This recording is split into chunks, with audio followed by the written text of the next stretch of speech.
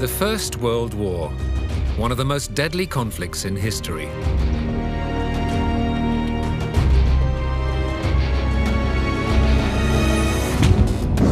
A new automated era of fighting and killing. For the first time in history, death comes en masse. It forges the personalities of young men who will later shape the fate of Europe. And prepares the ground for a second, even deadlier conflict. How would history have played out had it not been for the killing fields of the First World War?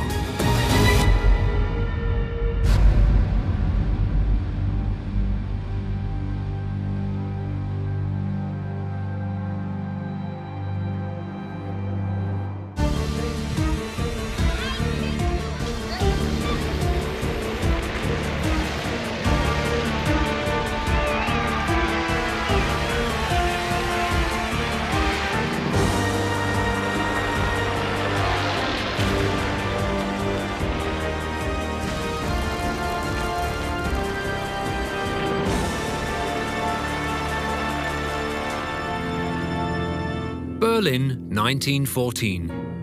No sign yet of the nightmare that lies ahead. Alexanderplatz, even livelier than today. Cameras are still a novelty.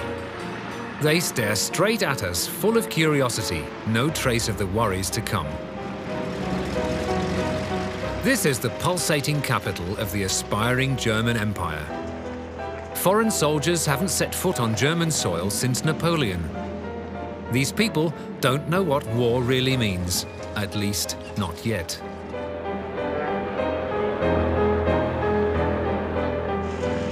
These are modern times. The automobile is met with exuberant enthusiasm right across the Western world. Speed is the drug of the time. The smell of petrol is a favourite perfume.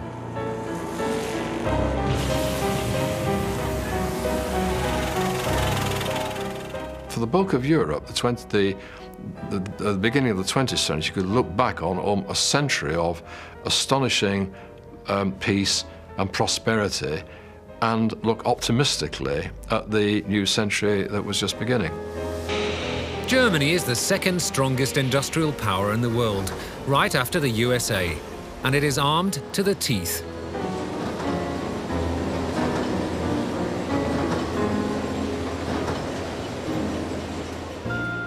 Life is good. In his memoirs, the author Karl Zuckmayer writes, "People felt safe in a world of progress, civilization and humanitarianism. Nobody saw the approaching storm."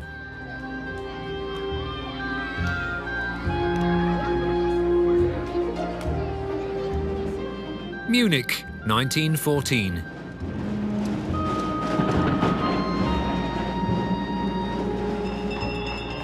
The Bavarian king's homely residential city.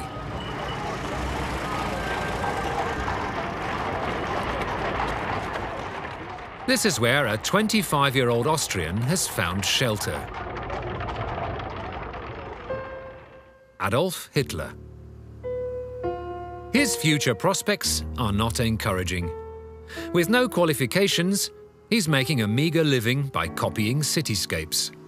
He's in Munich to escape Austrian military service. Even then, Hitler is filled with hatred for people of different ethnicities. Well, Hitler had been a big supporter of German nationalism. He'd hated the Car monarchy in Austria. He didn't like this mixed race empire and with this Völkergemischens in Central Europe. He saw his future as being with Germany, who never wanted to fight in the Austrian army. Meanwhile, Hitler's future adversary, Bernard Montgomery, lives in London, the capital of the world and the heart of the vast British Empire, where the sun never sets.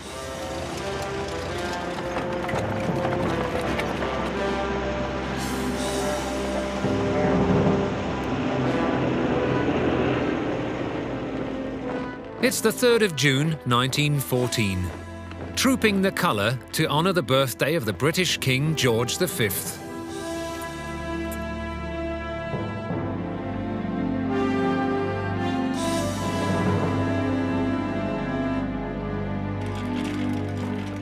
"26-year-old Bernard Montgomery, affectionately known as Monty, has just returned from the Indian colonies. Now he's leading the comfortable, if a little boring, life of a British officer.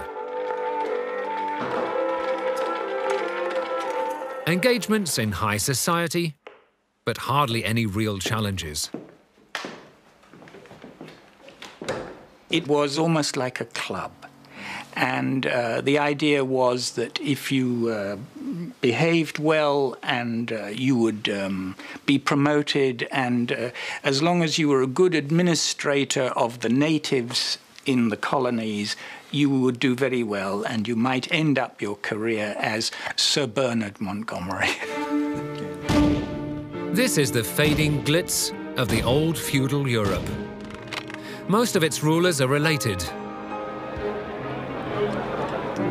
The British king is in Berlin, visiting his cousin, the German Emperor Wilhelm II. They've exchanged uniforms as a sign of their bond. The occasion is the wedding of the Emperor's daughter, Victoria. Wilhelm's other cousin, the Russian Tsar, Nicholas, has also come. For now, there are only gun salutes. The 28th of June 1914 is a wonderful summer's day. But the day's headlines are full of doom. The Austrian heir to the throne and his wife have been murdered.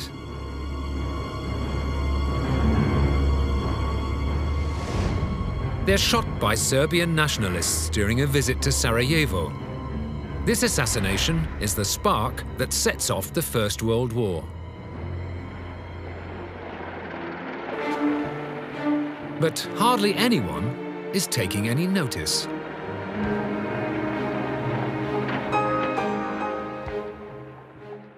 It wasn't immediately thought of that this is now going to be, this is the start of a major conflagration in Europe. And the English politician, or a British politician rather, Lord George said later on that the European nations, I think the phrase was, slithered over the edge into the cauldron of war. To be honest, the news of Franz Ferdinand's death didn't cause any deep feelings of sympathy. Comments the Austrian writer Stefan Zweig. The people are enjoying the holidays at the Wannsee, just as at the Baltic Sea, the bathtub of Berlin. This is the summer in which Europe commits suicide.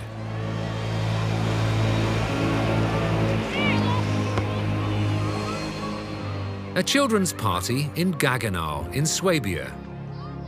How many of these small children will later fall victim to the Second World War?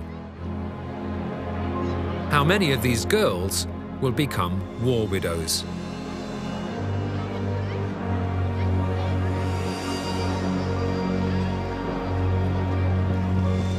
Horse racing at Ludwigslust.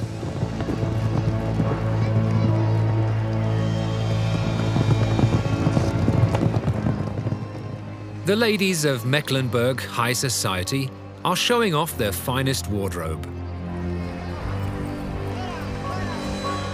And again, children playing up for the camera. Worry-free and full of mischief. But these are the last jovial hours of an entire era.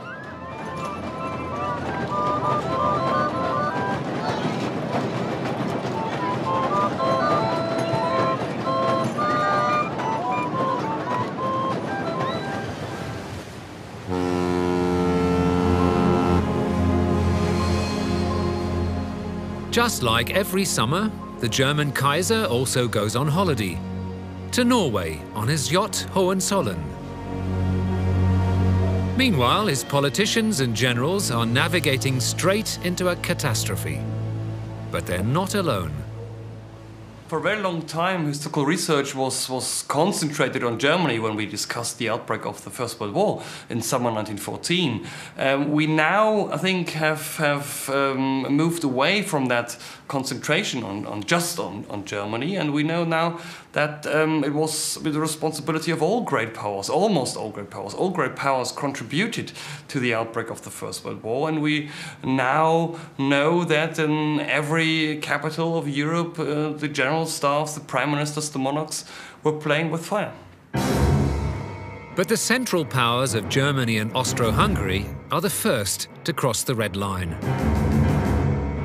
4 weeks after the assassination in Sarajevo, Austria declares war on Serbia.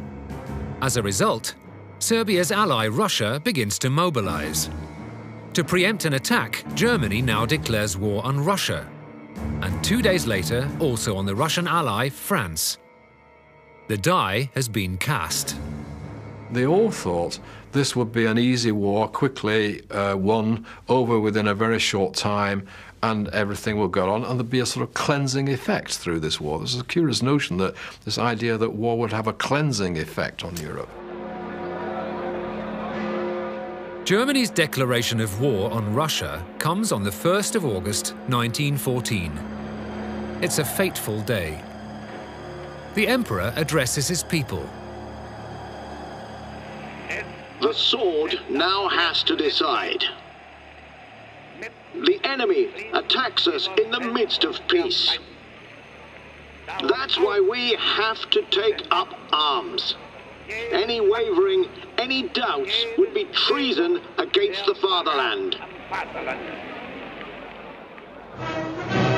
A patriotic frenzy takes hold, here at the Odeonsplatz in Munich.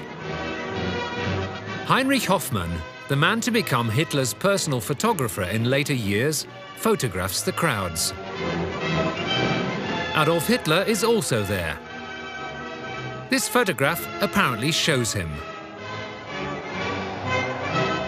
Whether real or photoshopped, one thing is certain. Hitler is filled with German nationalist excitement and volunteers. Later, he will claim that the Bavarian king personally gave him permission to become a Bavarian soldier, despite being an Austrian citizen. It's a propaganda lie.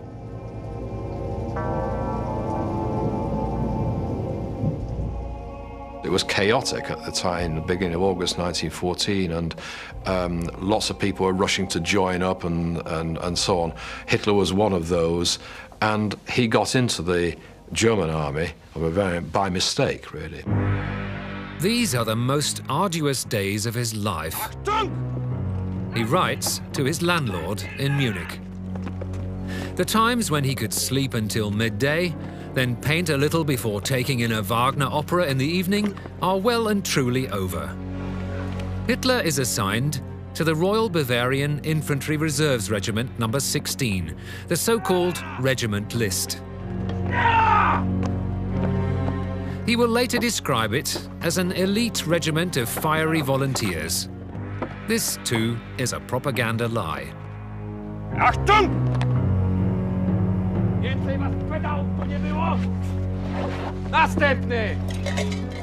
The regiment is badly equipped. The men have no training. Many are already a little older, just as Hitler himself.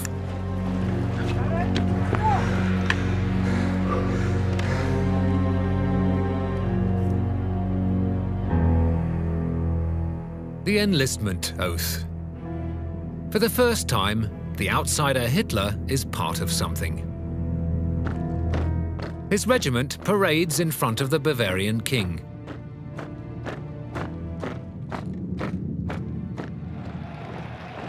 Soldiers on their way to the front. I have witnessed quite a few jubilant crowds since then, but the enthusiasm was never as deep and overwhelming as on this day. Writes the volunteer Ernst Junger.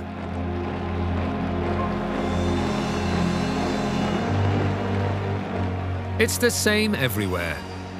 In Vienna, finally, the chance to teach the cheeky Serbs a lesson.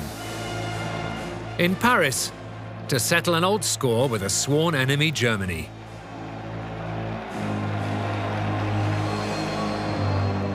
tender farewells. Karl Zuckmayer later writes, "We went to war like young lovers, and just like them, we had no idea what was to come." most of the soldiers are certain they'll be back home by Christmas at the latest. And the German military strategists believe speed is their only chance of victory, because Germany is in a predicament. The Germans always tried to prevent a war at two fronts. This was what Bismarck tried to prevent in the 1880s, then his successors in the 1890s. So for the Germans it was quite clear you can't win a war at two fronts, in the West and the East. But then in 1914 this was exactly what happened. So you had Britain and France in the West, Russia in the East. So the strategic situation could not have been worse. The aim is to first defeat France, then Russia. The German General Staff have a plan. A quick assault through neutral Belgium to deliver a devastating strike to the French army coming from the north. France is to be beaten within 42 days. The 4th of August, 1914. German troops invade Belgium. It's a breach of international laws.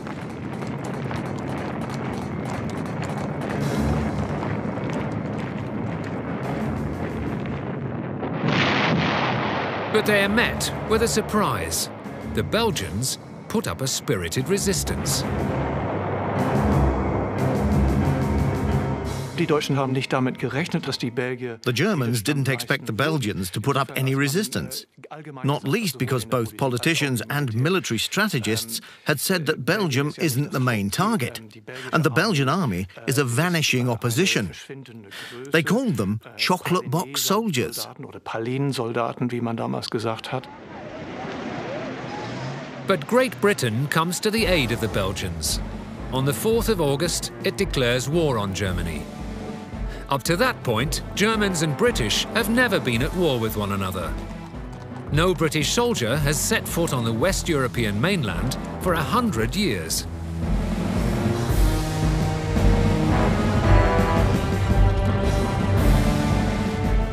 The British Expeditionary Corps includes the officer Bernard Montgomery. The truth is, Monty was rather excited. After all, he'd had seen some combat on the northwest frontier of India with Afghans, but this was a very different kind of anticipation.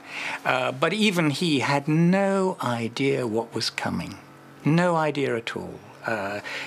They were still thinking in terms of cavalry. He had sharpened his sword as a lieutenant. And he imagined it almost in terms of Napoleonic warfare. But this war will be completely different.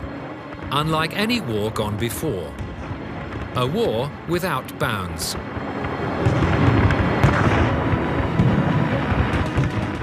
The machine guns kill in intervals of a second. It's an automated war. For the first time, war also comes from the air and takes place in the air. It's killing on an industrial scale, unimaginable until now. A conflagration. The level of death and destruction, the use of the modern technology in the war was on a scale that had been unimaginable. And the experience of the soldiers then, of these went bright and breezily into the war, very rapidly turned into this the abject horror. Dying en masse begins gradually, and it begins in the most beautiful of summers. It starts with small skirmishes in Belgium. It's the 6th of August, 1914, near Liège.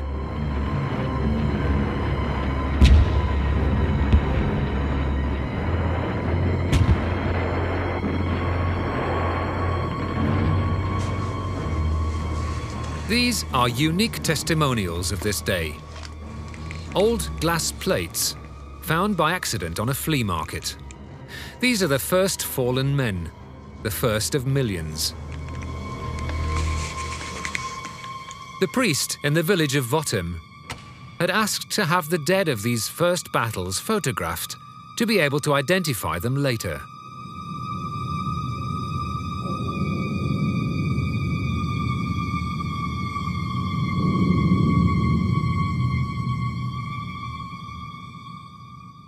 You look death in the eye, it's the faces of war, and it is really what war does to people. War is a business of killing people, and that's the only business it is. This is how the families want to remember their dead. Young and bursting with health. The reality of this war is very different.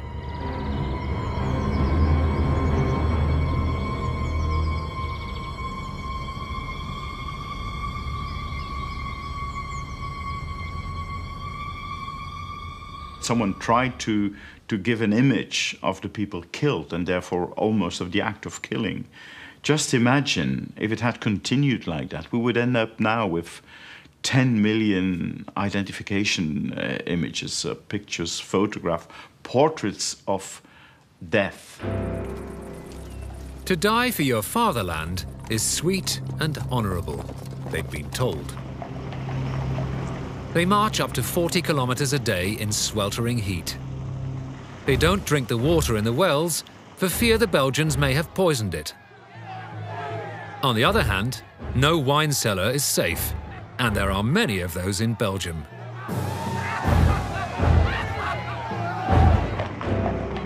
Everywhere there are control posts. Wild rumours circulate. Apparently, Belgian civilians are ambushing and shooting Germans. The fear was grounded in the fact that modern infantry weapons in 1914 had a range of 1,600 meters, sometimes a little more. So from that distance, it was completely impossible to tell who'd been shooting. Even from 1,000 meters, it's impossible to tell. Is he wearing a uniform or not? Could Belgian windmills be hideouts for snipers, so-called francs-tireurs? Figments of the fertile imagination of inexperienced troops. On the 19th of August, German units arrive at the Belgian university town of Leuven. The inhabitants are to surrender all their weapons or face the death penalty. The imperial troops take their quarters. There's a curfew for locals after 8 p.m.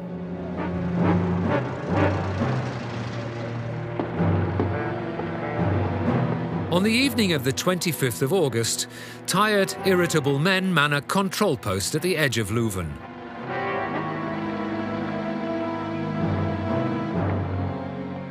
There are shots in the darkness.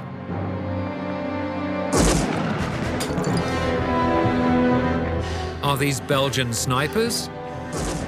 The German soldiers fire into the windows.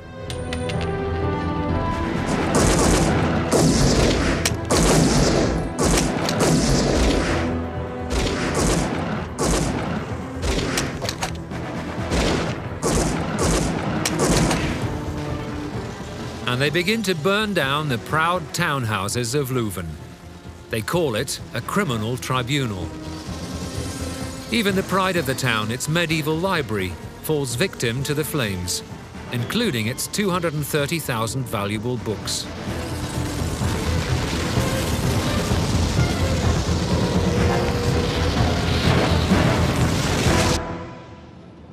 The next morning, the heart of the city has been razed to the ground. On his way to the front, Private Hitler also comes through Leuven. He notes it as a heap of burnt rubble. He doesn't have eyes for the suffering of its inhabitants. But what triggered the nighttime shooting? It is now clear that it wasn't Belgian snipers. It's more likely that nervous German soldiers accidentally shot at each other. Friendly fire. There are a number of proven cases where German soldiers demonstrably shot at each other. The soldiers know it and the officers write about it in their own private letters and private war diaries. But the citizens of Leuven are the ones who pay the price. Over 200 are executed without substantiating proof or court proceedings.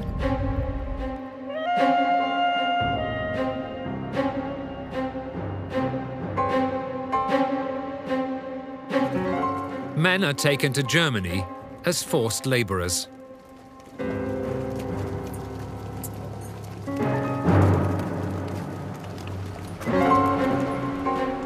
The tragedy of Leuven is a catastrophe, not least because of the damage it does to Germany's reputation abroad.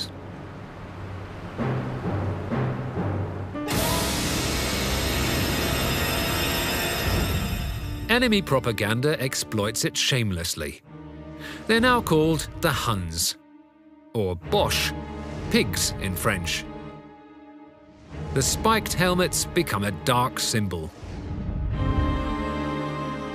In the old days, great powers waged war as somehow a bit as gentlemen. They regarded themselves as being equal.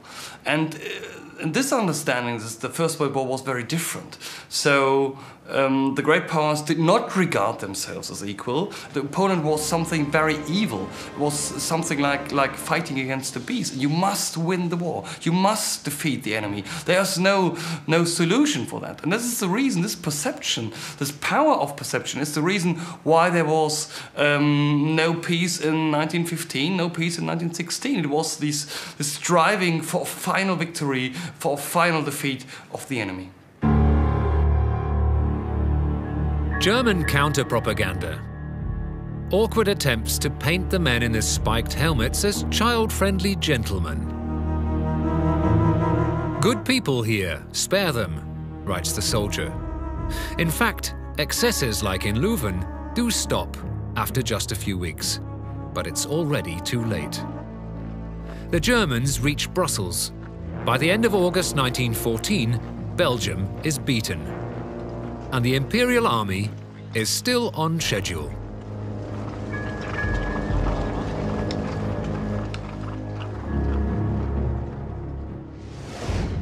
There is now only one natural obstacle separating the German army from Paris: the Marne River in northern France.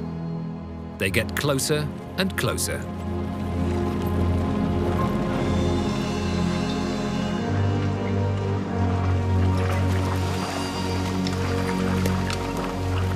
For now, the Germans have the upper hand.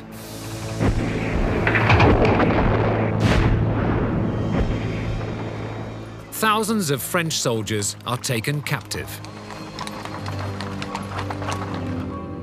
By the end of August 1914, victory in the West seems to be virtually a done deal for the German Empire.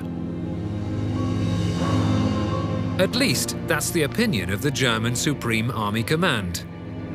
It makes a fateful decision. 2 entire army divisions are removed from the fighting in France and loaded onto trains. They're heading towards the eastern border of the German Empire. The Russian Empire has mobilized its armies faster than expected. They've already entered eastern Prussia. The divisions from France are to help keep them at bay. But when they arrive, the decisive battle is already over. The Battle of Tannenberg. It's been a victory for the German Empire. 90,000 Russian soldiers are taken prisoner. Masses of materials are captured.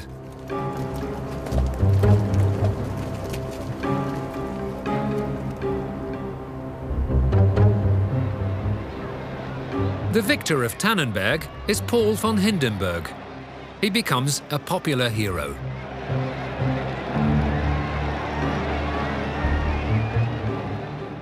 The German refugees of eastern Prussia can return home.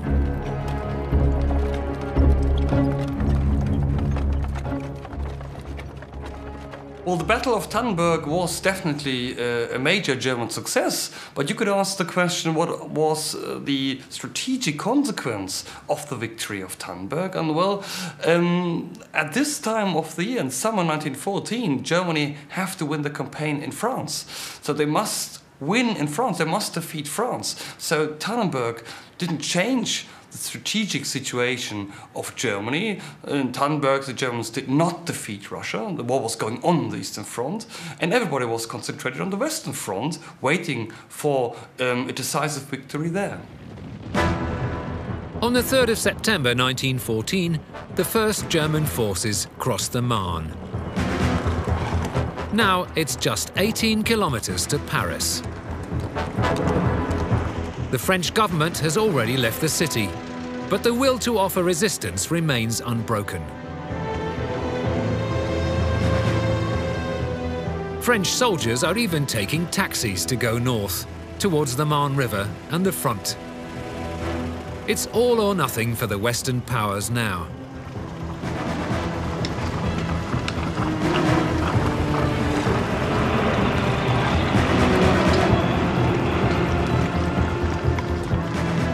With massive foot slogs, the British managed to catch up with the French forces. Bernard Montgomery writes to his mother, "We have become toughened. We sleep outside in any weather. You get used to it. I haven't washed my face and my hands in 10 days. The Battle of the Marne is to be decisive. The Western powers offer up everything they have. 1 million French and British soldiers against 750,000 Germans.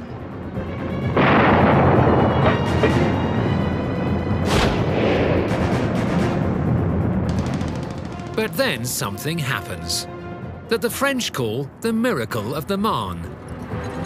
Following days of bloody battles, the Germans surprisingly pull back. But they have good reason to do so. They didn't suddenly retreat. They were suddenly and overwhelmingly outnumbered and faced the very real threat of a massive military defeat. There were big gaps between the attacking units, which the opposition forces could exploit. They're now badly missed. Those 2 army divisions sent to Eastern Prussia by the German military leadership. But the really decisive thing is something else. The German forces have lost touch with each other. The supply chain isn't working properly. Eventually, there's an order from the Imperial Supreme Command in Luxembourg to retreat to positions that are more easily defendable.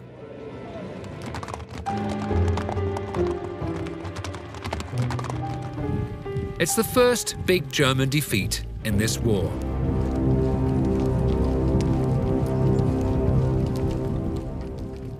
They couldn't have gone on. It would have been impossible. That would have been a catastrophe, and big parts of the army would probably have become encircled and destroyed. The dream of a quick victory over France is over. The battle plan of the German Supreme Command has failed. How will they go on? They are at a loss.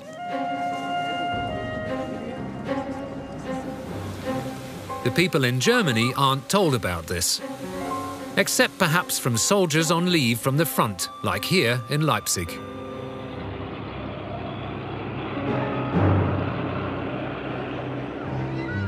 War is still the boys' favorite game. The painter August Macke writes to his wife from the front, "When I think about the 2 little guys, I'm gripped by despair that I might not see them again." Soon afterwards, August Macke is killed. The mass killings are in full flow now. After a few weeks, they have to stop publishing the lists of the dead in newspapers because there are simply too many names. The families concerned are informed and they grieve, but I think that the first months of the war with these massive losses don't really register properly during the war.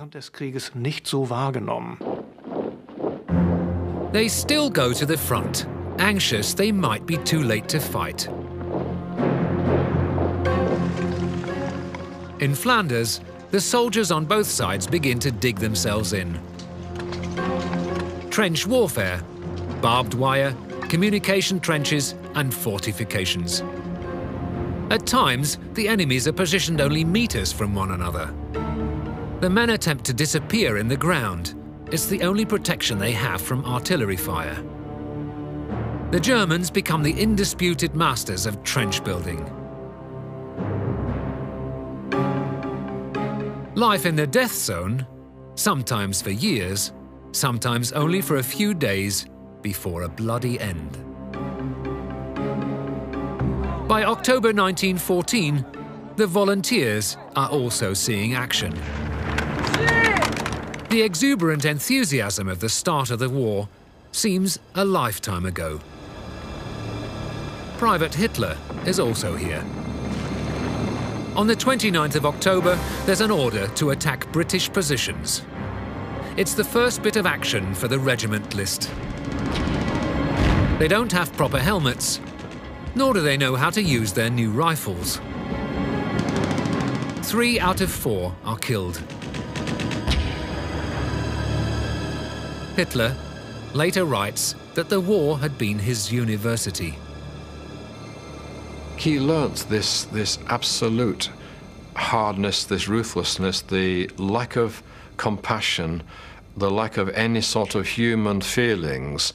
The cause is crucial. Human beings are simply atoms that come and go, and from what little bit we know about his early life, Hitler didn't have a pronounced sense of human feelings or human warmth and so on. But in the First World War, this seems to have been knocked out of him completely. After the war, Hitler stages himself as a frontline soldier. But he was only there for 4 days. Then he manages to find a comfortable place in the regiment's headquarters as a dispatch runner.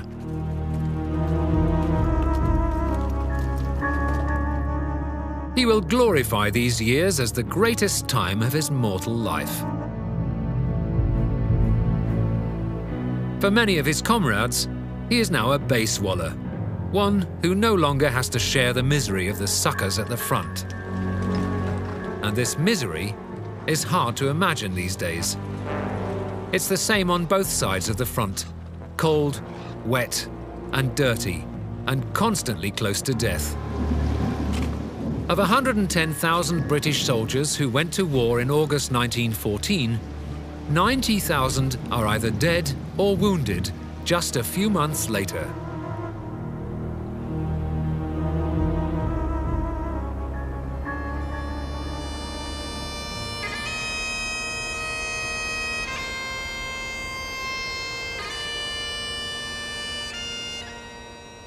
In October 1914, there was also a grave ready and waiting for Bernard Montgomery.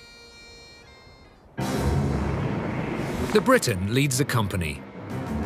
He wants to take a German trench with his men and scouts the situation himself. He's shot through the lung.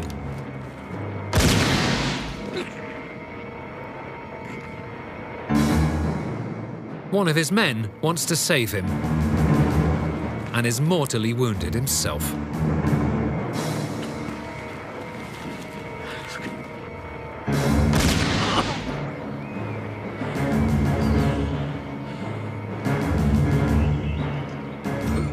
Stay behind, nobody moves!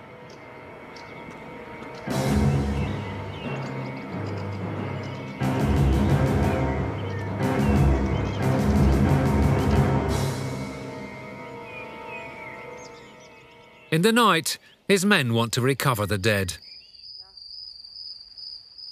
They realize Montgomery is miraculously still alive. He's learned a lesson. The shock was not only recognizing the reality of modern war, but the way it brought soldiers, officers, and the men together in this new kind of bond, really, in the trenches. And the more critical he became about the loss of human life, the more determined he became to try and preserve human life as far as possible by being a better professional. For Bernard Montgomery too, the First World War becomes a defining experience. But unlike Hitler, as a commanding officer later in life, he will always try to achieve his targets with the least number of casualties possible.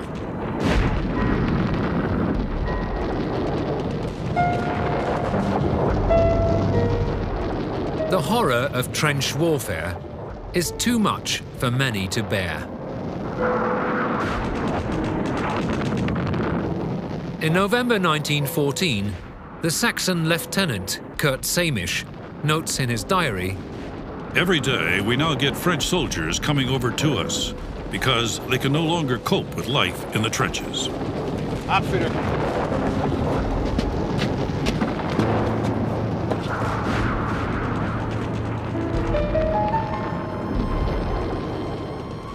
The Western Front towards the end of 1914.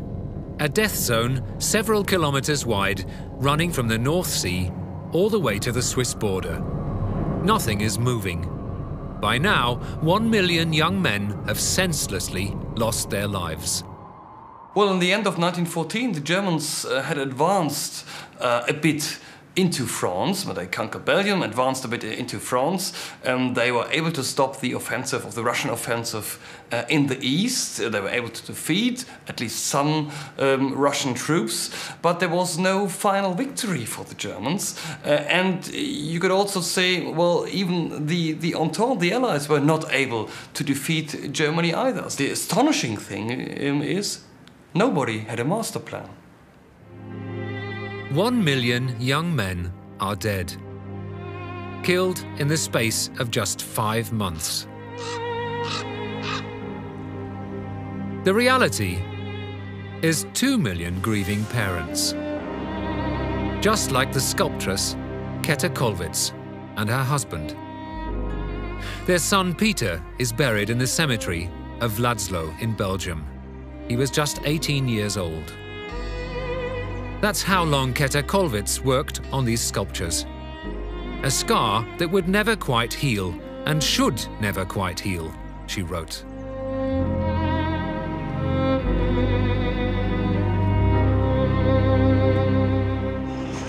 Berlin, 1914, just before Christmas. This is not how anyone would have imagined it. Where are all those fathers, all those brothers, who in August 1914 believed they would be back home by Christmas? So many of them will never come home.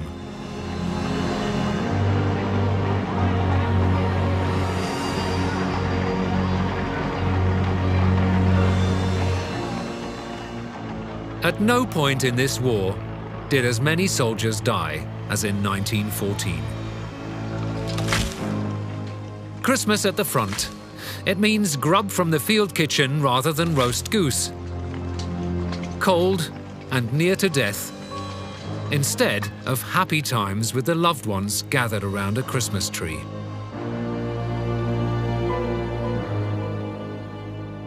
Christmas Eve in Flanders. It's a starry night. The first in a long time, notes the Saxon lieutenant Kurt Samisch in his diary. He's ordered that not a single shot should be fired, if at all avoidable. In the British trench, it's the same story.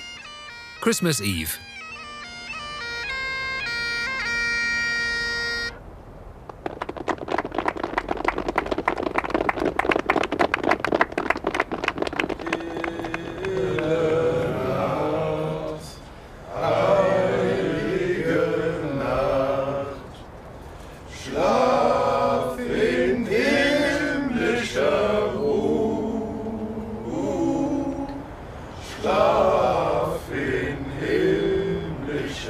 We communicate with each other, whistling and shouting.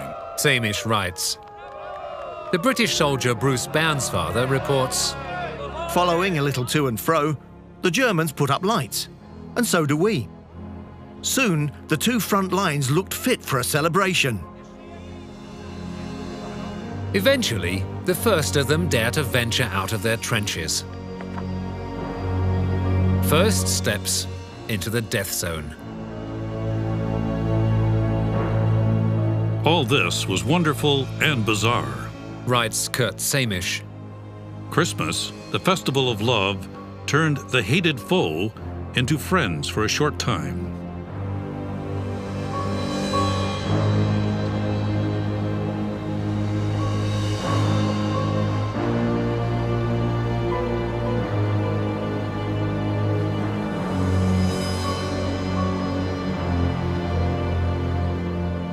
The British soldier Ernest Morley later reports, "The Germans approached us, and we walked towards them. We had the very bizarre pleasure to chat with the men who had been doing their best to kill us, and we them.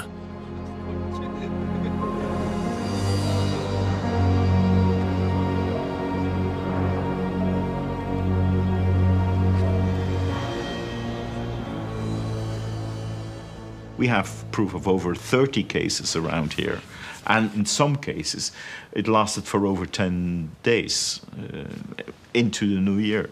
If the two units opposing each other and having a truce were staying there for quite a while, you notice that nobody is restarting the war again. Pictures of a unique incident. Something like this will not be repeated in the coming years at war. It's a quiet revolt of humanity.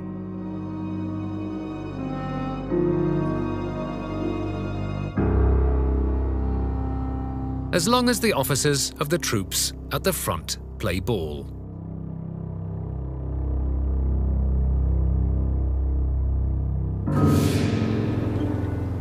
But eventually, the commanders crack down on them.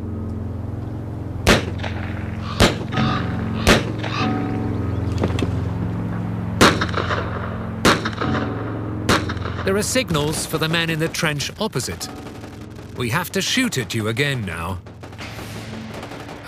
This slaughterhouse lasted for 4 long years and left a world behind it which was unrecognizable from that which had started the war in 1914.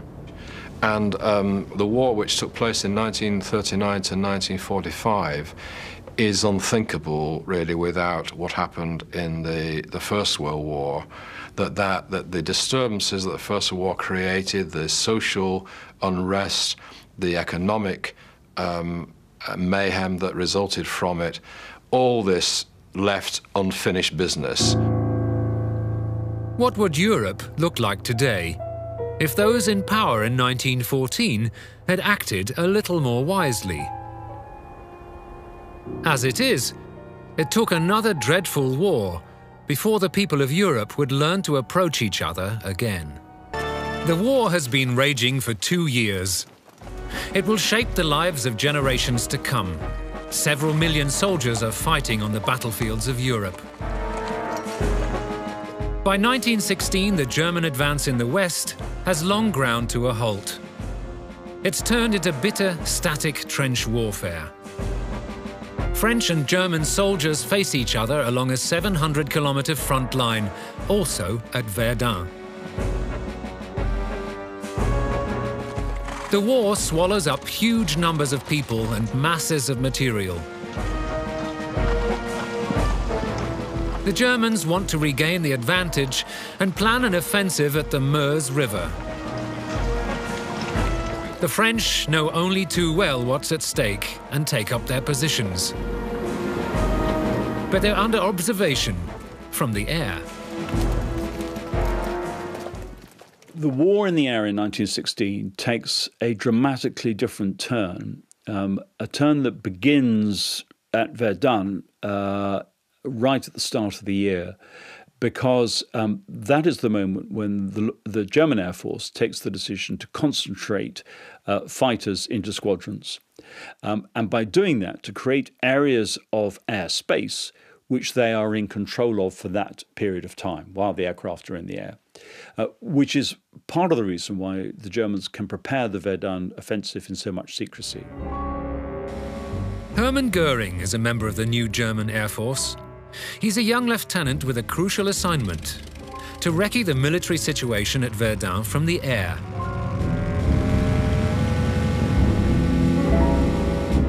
Hundreds of pictures are taken using special cameras.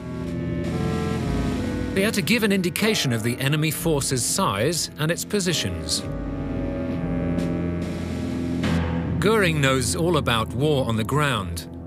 He was injured in 1914 and deemed no longer fit for infantry service.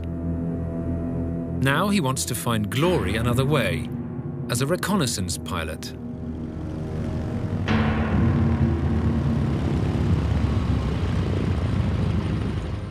A mansion house near Épinay, a safe distance from the front. Armed with his photographs, the young pilot gains access to the highest military circles.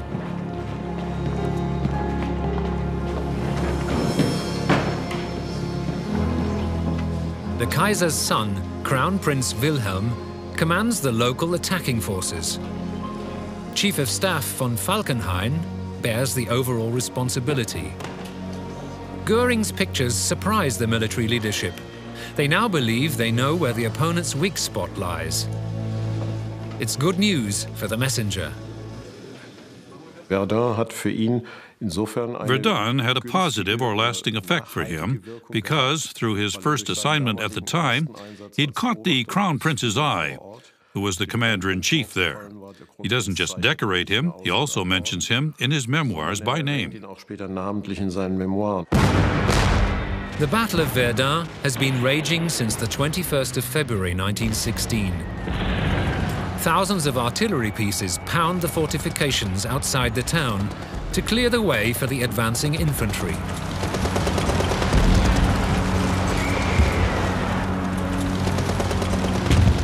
There's never been so much artillery in action in such a small space. It's exceptionally destructive. This feeling of wanting to break through and force a decision remained a basic aspiration right until the end and continued to refresh fighting courage. The war is different from any others before it.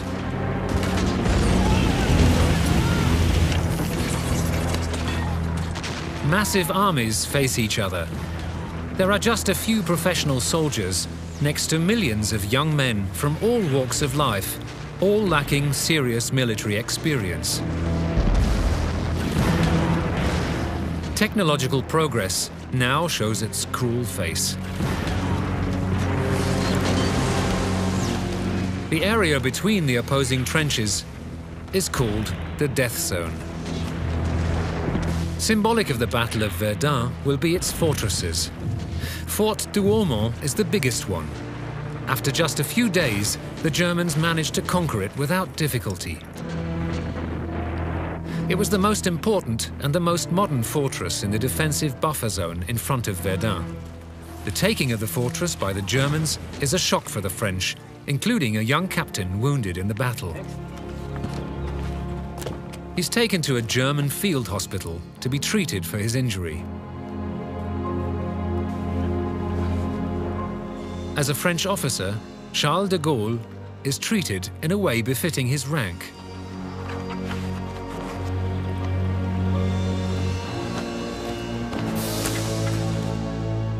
He feels humiliated by the way this battle has ended for him. De Gaulle was a real military man. He chose this line of work and was very ambitious. During the war, it's obvious he was intent on climbing the career ladder. The fact that he was taken captive was a serious blow to his morale.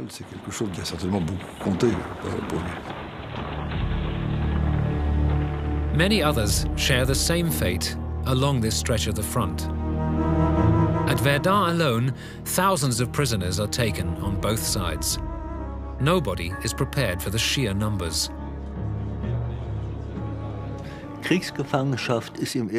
In the First World War, prisoners of war en masse are first. Suddenly, there are 100,000 captives. What could be done with all these people? There is no precedent.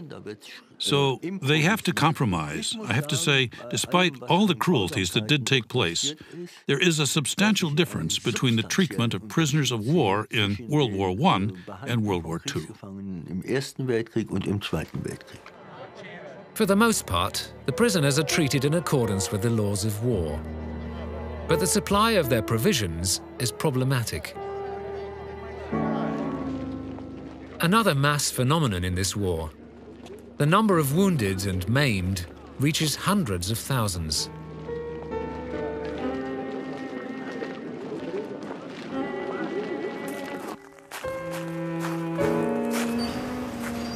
Modern technology is now needed to put right what it has wreaked on the battlefields.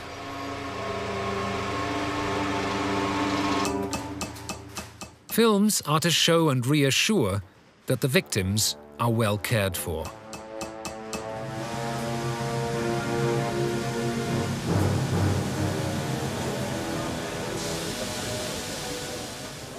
It is true that this side of the war was made public. It wasn't hidden away. At times, the advertisement of prosthetics in German specialist journals and in the public newspapers goes so far that, to be sarcastic, one might be feeling a little jealous of the people who don't have a silly arm anymore, but instead a fabulous gripping tool, who can screw a hammer or pliers straight onto the prosthetic rather than having to cope with a cumbersome hand. They go to some lengths to make those maimed and crippled feel useful by contributing to the war effort from home. They're doing well, don't worry. That's how people manage to cope with this appalling experience. Initially, these pictures are kept from the public.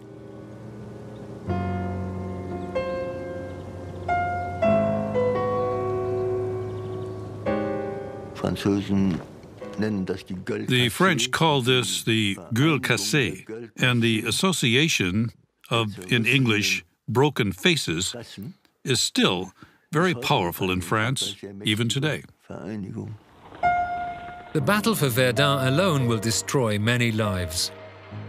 German artillery reaches as far as the town square. Thousands flee their homes.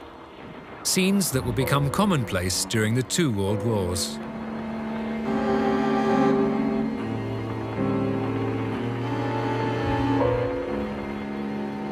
The French fear the Germans could make a breakthrough here and reach Paris within just a few weeks. They're looking for someone to solve their problems at Verdun. Henri-Philippe Pétain, an experienced general, takes charge. His orders are to hold Verdun at all costs. For the flag, for victory, a French propaganda poster. Virtually every French soldier will fight at Verdun at some point during the war. The people in France's capital have by now lived with the German threat for 2 years. Apparent normality, in which women set the tone. Millions of men are away fighting at the front, yet the needs of their families at home are well catered for. The people of France don't go hungry, not even in the years of war to follow.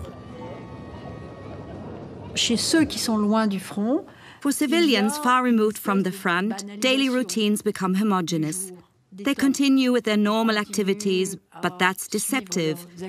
Even if you're in Marseille, you still have a father, a brother, or a son serving at the front. If you work in the fields, you're in a way feeding the war.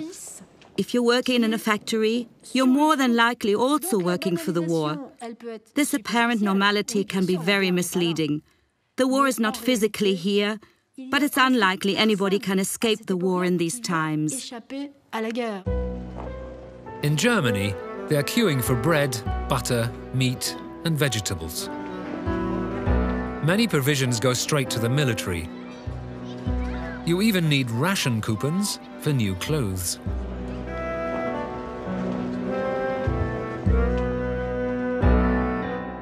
The people have lost faith in a quick end to the war. How do they cope? This war is the new life. This is how our lives are going to be. We'll actually be all much more comfortable if we just accept that we're now a country at war and we have no prospect of it ever ending. And that way, we'll stop worrying. We'll stop having to calculate. We'll become resigned to our fates. We'll become institutionalized, really, as war-making nations. And I think the longer that goes on, the more that mood takes place and hope becomes extinguished. The main cause of the plight in Germany is the British naval blockade. As early as 1914, the North Sea is declared a war zone. Only once does the Emperor's navy make an attempt to challenge the British fleet. At the end of May 1916, there is a single huge battle between the two naval powers at Skagerrak off Norway. The Battle of Jutland.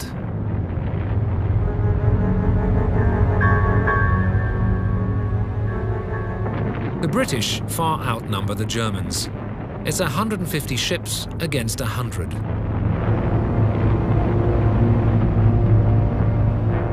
In the end, neither are victorious, but there are many casualties. Over 6,000 dead on the side of the British, and more than 2,500 on the German side. The Germans sink twice as many ships, but the blockade remains in place.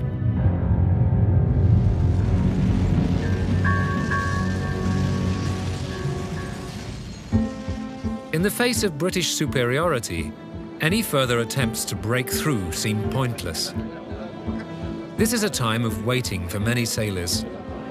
At the end of the war, they will refuse a combat mission ordered by the Kaiser and rebel. The war is also proving to be a logistical nightmare behind the front line.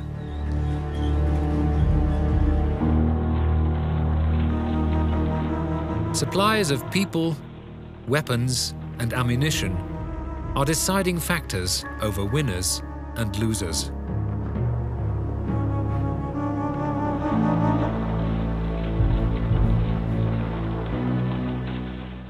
The logistical effort required to put this offensive in place is enormous, because what you're effectively having to do is to create roads where there are no roads, railways where there are no railways, and put in a system of telegraph communication which isn't in place necessarily either. The front isn't just a system of trenches and fortifications. The facilities needed to cater for the troops reach far into the hinterland. There are field kitchens, bakeries, stables and transport fleets, ammunition depots and weapons arsenals. First aid stations are about 3 kilometers from the front, field hospitals about 20 kilometers. On the German side, trains lead almost to the front line, because every day they have to look after an army with enough soldiers to populate a major city. Every battalion is like a mirror image of society and all its professions.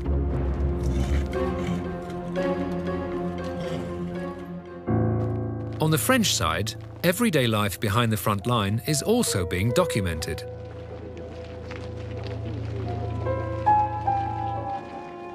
Alcohol is distributed to still the soldiers' fear of the next assault.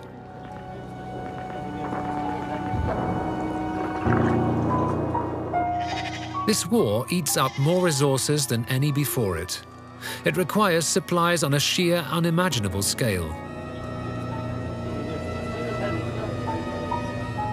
An enormous industrial undertaking involving many thousands of soldiers on both sides who eat, sleep, and fight here.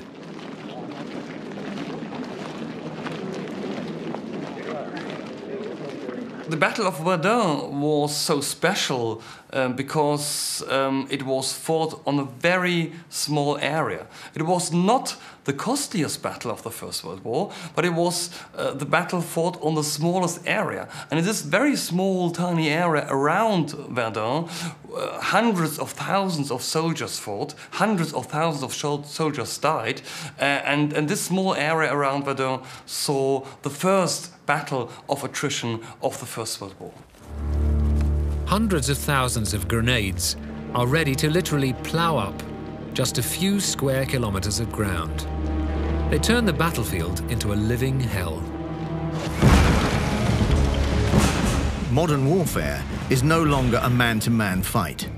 The enemy is everywhere. Its deadly ammunition rains from the sky. Modern weapons turn once honorable combat into a senseless slaughter. The French company commander Jacques Delvert comments in his diary, "This battle has been raging for 100 days already. The trench warfare is wearing my men down. We should end this war as soon as possible." A young Frenchman writes in his letter from the front, 15 days in Verdun have drained and demoralized us more than 6 months in the trenches before.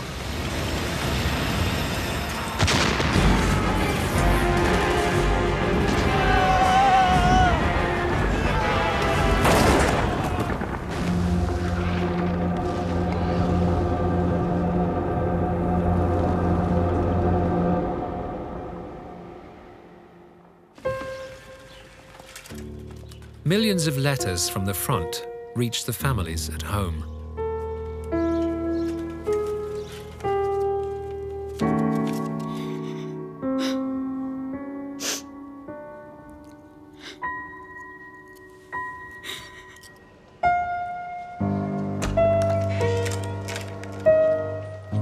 But increasingly, they bring news of deaths. Of dying or battle wounds and maimings, of farewells and last hope.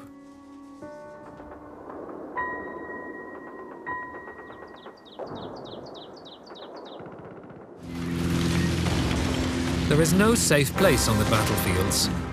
Death now also comes from the air. Reconnaissance flights turn into fighter planes, which develop into bombers. Cameras are exchanged for machine guns and explosives. In March 1916, Hermann Göring celebrates his first downing of a French bomber. But contrary to the battles on the ground, this is still an apparently gallant war. They're looking for duels, in a way almost like a step back to the Middle Ages, where you would also try to compete with each other during a personal dispute. That's the difference to the soldiers in the trenches.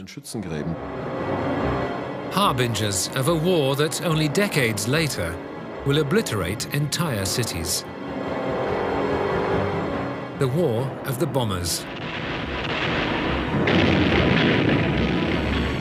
For now, these are still isolated attacks, involving just a few hundred aircraft. For now, it's mainly airships that push far into enemy airspace, all the way to Freiburg, Cologne, Paris, London. These are terror attacks designed to spread fear amongst the population. The material damage is minor, but it is a testbed for the future.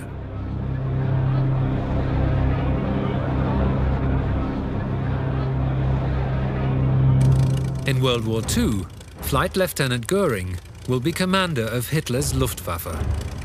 He'll order the merciless bombing of civilian centers.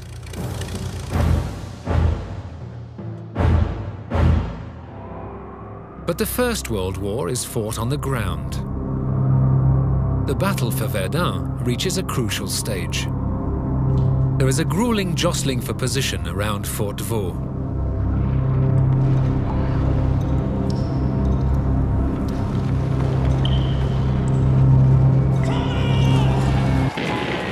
The German soldiers know what is expected of them. On the 1st of June 1916, a senior lieutenant of the 50th Infantry Division notes, "The great day has arrived. We are going to attack Fort Vaux. Just before the attack, all doubts disappear and our duty to our holy fatherland wins out."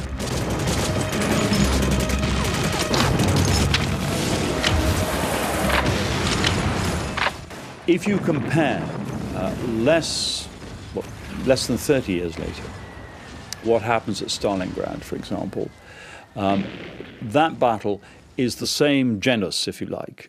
It is The big difference is it's taking place in a city, which I think is one of the big contrasts between the First and the Second World Wars, is that cities become battlegrounds because people realize the defensive capabilities of a city, even in a semi-destroyed or totally destroyed state. But the weapon systems that are being used in the Second World War are weapon systems that, broadly speaking, reached their maturity in the First World War and are being fought by armies of comparable size and scale. Chemical weapons are used only in the First World War. Their effects are horrendous and too unpredictable. At first, mainly irritant and disabling chemicals are used, but later also lethal substances begin to appear. Special units are formed and artillery grenades filled with the substances. The soldiers die agonizing deaths. Survivors suffer from terrible chemical burns. The threat of chemical warfare spreads fear amongst the people of Verdun. They fashion makeshift masks from wet cloth. But these children wouldn't have survived a serious attack. Gas is also used during the battle for Fort Vaux.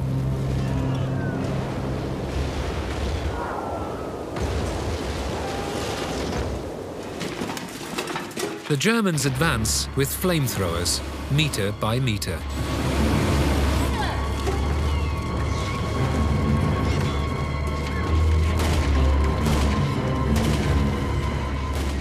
Shortly before the surrender, the fortress's French commander notes, "All communications with the outside world have collapsed. The battle for the fortress is dreadful. The suffering of the wounded is horrendous. We are defeated through exhaustion and thirst." The survivors of Fort Vaux are taken into German captivity. Altogether, about 8 million soldiers will be taken prisoner in this war. The Hague Convention of 1907 forms the basis of their treatment. It decrees prisoners should be treated with humanity, and with regards to food, quarters and clothes, there should be no distinction from one's own troops. But faced with huge numbers of prisoners, the military powers are often unable to cope. During the first winter, there are mass deaths in several countries.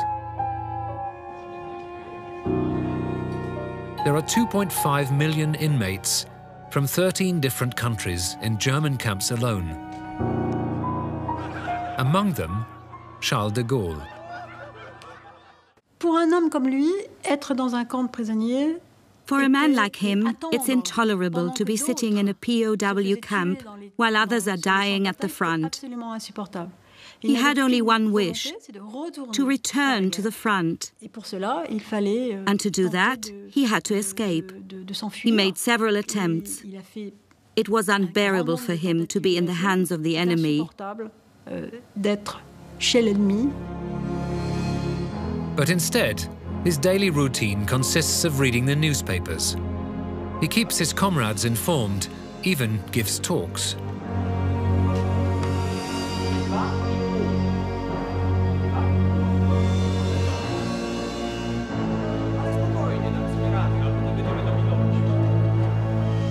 He would have been granted day passes in exchange for the promise not to make a run for it. Could de Gaulle have gone for walks? Yes, outside the fortress. He didn't, because he refused to give such a promise on principle. In his view, a French officer has the duty to try to escape always, immediately, and at any time. That's why he'll never promise not to escape, even just temporarily. In contrast to captured officers, ordinary soldiers are put to work. Most of them as agricultural laborers. For security reasons, operations essential to the war effort are excluded from the force's labor. All powers use their prisoners of war that they're allowed to use as labor. Are they significant? Nothing like to the same extent as in the Second World War. It's not in the same deliberate exploitation of this manpower as a resource in the way in which you get in the Second World War. On the other hand, it happens. I mean, this is the beginning of a process. Some prisoners are released early, especially the wounded and the sick. These are exchanged German soldiers on their way back home.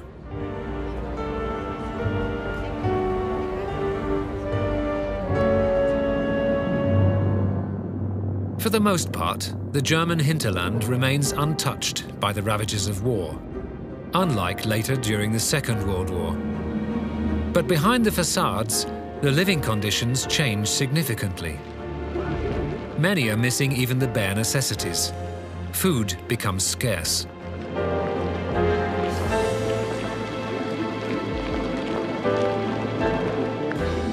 Even soldiers on home leave complain. For example, that soldiers have to produce bread, meat and potato ration cards in restaurants. Near Berlin, there's a reconstruction of life at the front, an attraction for day trippers. I still find the trenches constructed in Grunewalds just fascinating. The people of Berlin were invited to come and have a look at how the soldiers at the front lived. These trenches were nice and clean. Nothing at all happened, just like a museum. And the people looked and said, "Oh, there are 3 tiers of trenches, so they're all safely hidden away." While millions of men live through the reality of the front, their wives at home take on more and more of their jobs. In public service, in factories, in agriculture, administration, or at the workbenches of the armaments industry. But they get a third less pay. Mothers with children in particular depend on the additional income because the support for soldiers' families is meagre. A Berlin woman writes to her husband at the front. There's the worry of feeding the children. I'm exhausted. I've had to wait in line for 3 hours to get gas and 1.5 hours at the slaughterhouse on Tuesday. On top of that, there's the washing. When you come, you'll be able to see for yourself how we women are exploited.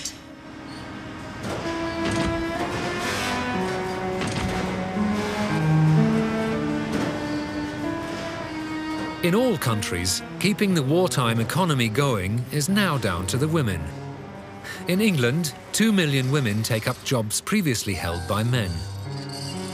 In France, every 5th woman goes out to work.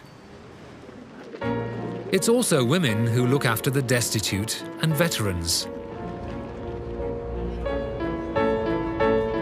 Pictures from Great Britain show how they attempt to entertain those convalescing, sometimes with weird competitions. There is often a strong contrast made between the experiences of the soldier at the front and a civilian world which knows nothing of what the war is about, and which lives in a sort of fantasy world, still going to the theatre, still going to restaurants, still relaxing, behaving as though there isn't a war on. But those who have recovered enough are expected to return to the front. Most of those in uniform are citizens in uniform. They're temporary soldiers. They're not career soldiers. These are people who are going to return from the war and take up their previous occupations, whether they were peasants or factory workers or clerks or lawyers. They're going to go back to doing those sorts of things. In early summer 1916, the British mobilise hundreds of thousands of soldiers for an offensive in support of the French. At the Somme, a river basin 250 kilometers to the north of the battles raging around Verdun. The German occupiers have had more than a year to dig themselves in and fortify their positions here. It's the calm before the storm. These reconstructed scenes are to show life in the trenches during lulls in the fighting.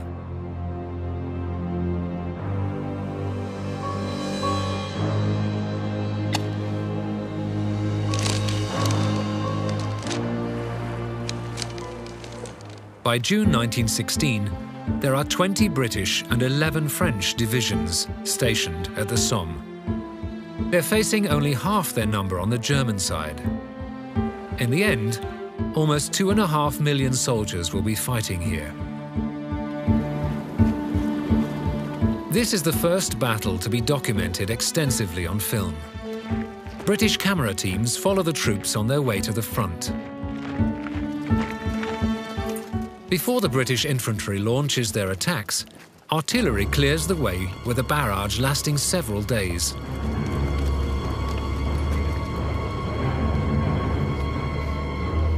They try to comfort and encourage the soldiers. This attack is to be different from earlier ones. The British Commander-in-Chief, Douglas Haig, says, "The infantrymen simply have to walk over and occupy the German trenches." 1,500 artillery pieces will concentrate all their firepower on just a narrow strip of the German line. The barrage begins on the 24th of June 1916. In just 7 days and nights, around 1.5 million grenades detonate here.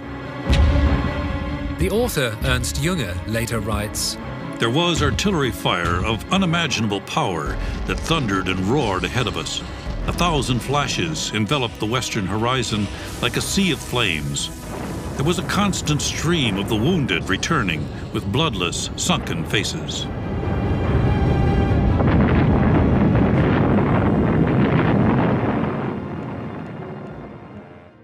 Quand on est bombardé, on est totalement impuissant. L'expérience du bombardement, c'est une expérience extrêmement traumatique. When you're being bombarded, you're completely helpless. The experience is extremely traumatizing. Why? Because you could die at any moment, and you witness the deaths of your comrades all around you. So the bombardments cause trauma in the survivors, who ask themselves, why them? Why not me?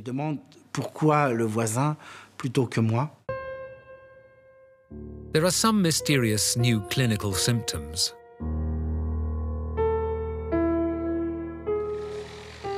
They're called shell shock sufferers.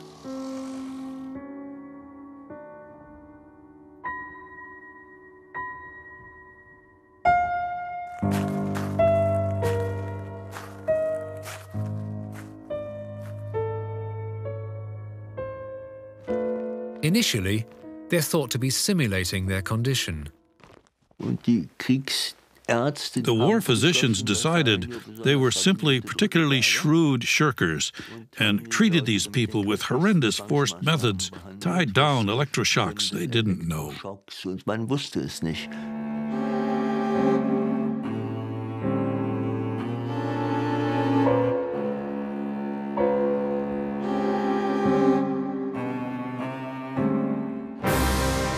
On the 1st of July 1916, the British infantry at the Somme attacks the German lines. They believe the enemy positions to have been obliterated by the fierce artillery bombardment. But it's a fallacy. It takes just a few machine gunners and cannons to kill 8,000 British soldiers in just half an hour. They can't retreat either, because the guards in the trenches would shoot them immediately. Soldiers know this. There's no return for them. This kind of battle police of the British Army also exists on the German side. There are reasons why the Germans survived the bombardment at the Somme. The strong fortifications were several meters deep and generally withstood the shelling. But above ground, there was an inferno.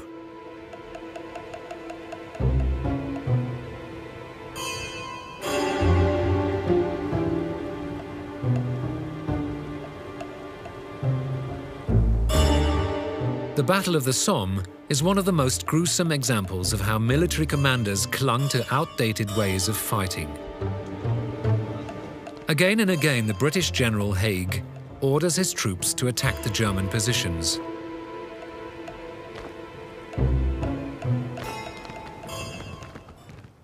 If you lose nearly 20,000 dead and nearly 40,000 wounded in a single day, of course, the experience of the Somme was traumatic.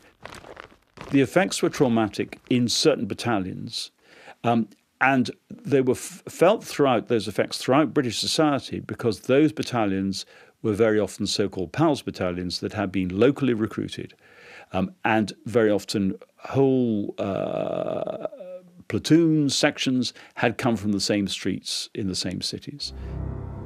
With over 1 million dead, wounded and missing on both sides, this is the most costly battle of the First World War. The Battle of the Somme is really the iconic moment for Britain in terms of its understanding of its own military history in the 20th century. It's the example to avoid. It's what every British general in the Second World War has not to do. And it's also a definition of what can happen if you have a continental outlook on war. This is what European war can be like if you misinterpret it and get it wrong. So it has a very profound long-term effect. German field hospitals are overflowing with thousands of wounded, including the dispatch runner Hitler, who was hit by a piece of shrapnel in October 1916.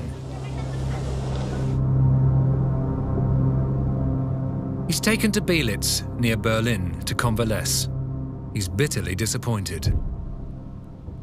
Hitler said the regiment was his home, and he never felt anywhere as much at home as he did in the regiment. Here he had some sort of community and he wanted to get back to it. Hitler will later refer to the Belitz Sanitarium as a wondrous place. He writes about his time there in his pamphlet, Mein Kampf.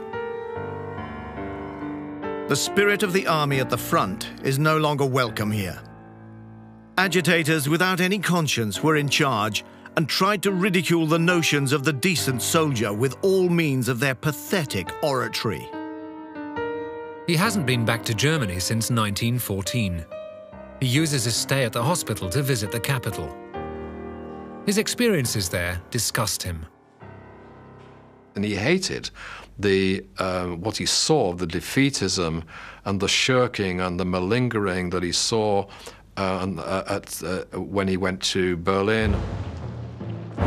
The initial enthusiasm for the war has long turned into bitter disillusionment here. His comrades regard him as a loner, and Hitler detects defeatism, cowardice, and treason everywhere. The atmosphere amongst the population is becoming more and more strained. There are protests, and there is widespread hardship. I often don't know whether I'm coming or going. You're supposed to cook, everyone is hungry, and you have nothing to give them. An Augsburg woman writes,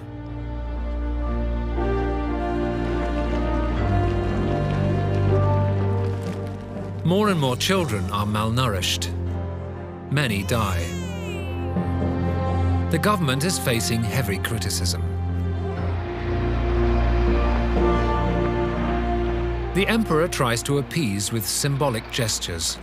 If we stand today in front of the German parliament in Berlin, we see the inscription Dem deutschen Volke, for the German people. And this inscription was made in the end of 1916 to offer the starving German people and suffering German people something. I mean, the German people had no political power. There was no real democracy at this time. They were starving. It was quite a bad situation of the German people. And there was also no hope to gaining political power. So this inscription was so a symbol from the authorities to offer at least a hope to the German people that they might get in the future more political power. For 2 long years, the German Reich has been leading a war on 2 fronts. In the east, the battle zones are more open and spacious.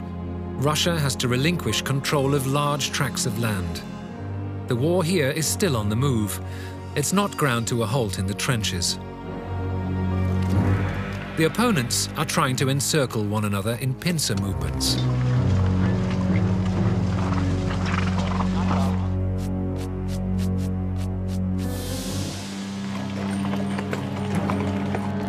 The Tsar's army is suffering from supply breakdowns, shortages of ammunition and food. It demoralizes his soldiers.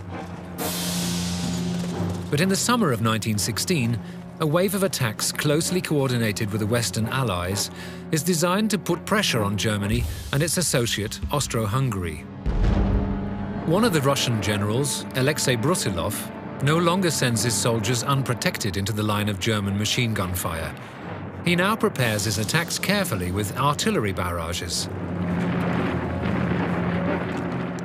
The German High Command reacts by withdrawing around 100,000 soldiers from the Western Front. They are transferred to the east.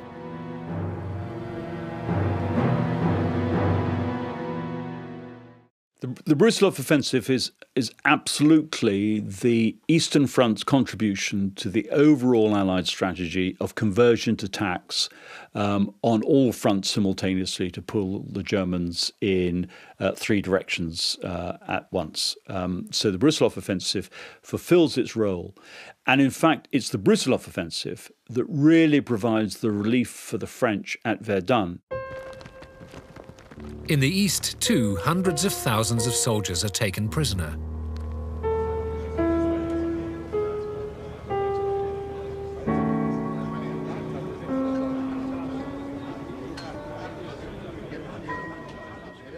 In 1916, some of the captive Germans are taken to Moscow and St. Petersburg to parade them in front of the public.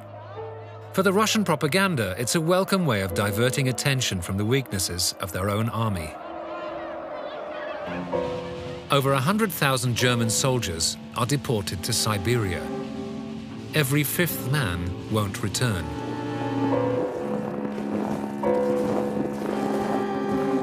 The war in the East is different from the West.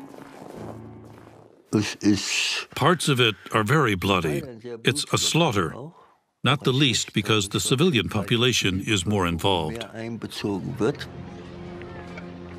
Not only the Russian soldiers have to go hungry, but their families, the entire population, suffers. Resentment grows, while the nobility and the Tsar's family still live lives of luxury.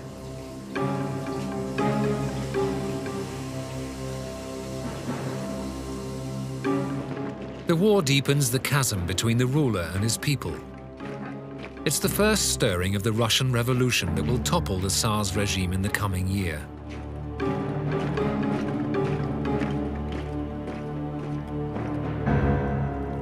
His opponent, Kaiser Wilhelm II, also refuses to relinquish power to the people. He didn't want these terrible losses, he says. He distributes medals. Hermann Goering, too, receives the highest decoration from the Kaiser. His plane crashed during an aerial dogfight.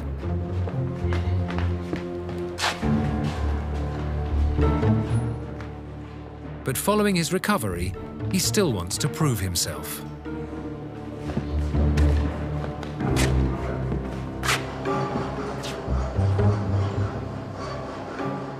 As a fighter pilot, Goering will down more than 20 enemy aircraft by the end of the war.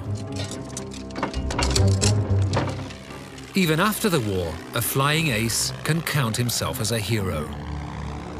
But like so many who cling on to the illusion of victory, he will find the eventual defeat humiliating and follow a demagogue called Hitler. Charles de Gaulle will become Hitler's opponent in the future, but remains in German captivity until the end of the war.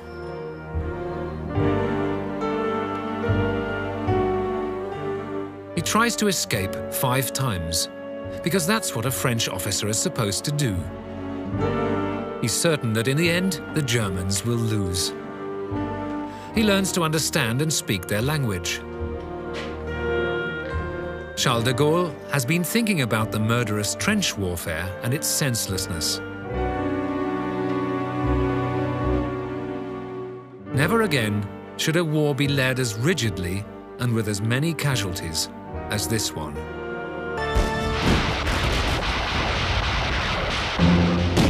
This attack is supposed to change the course of the Second World War.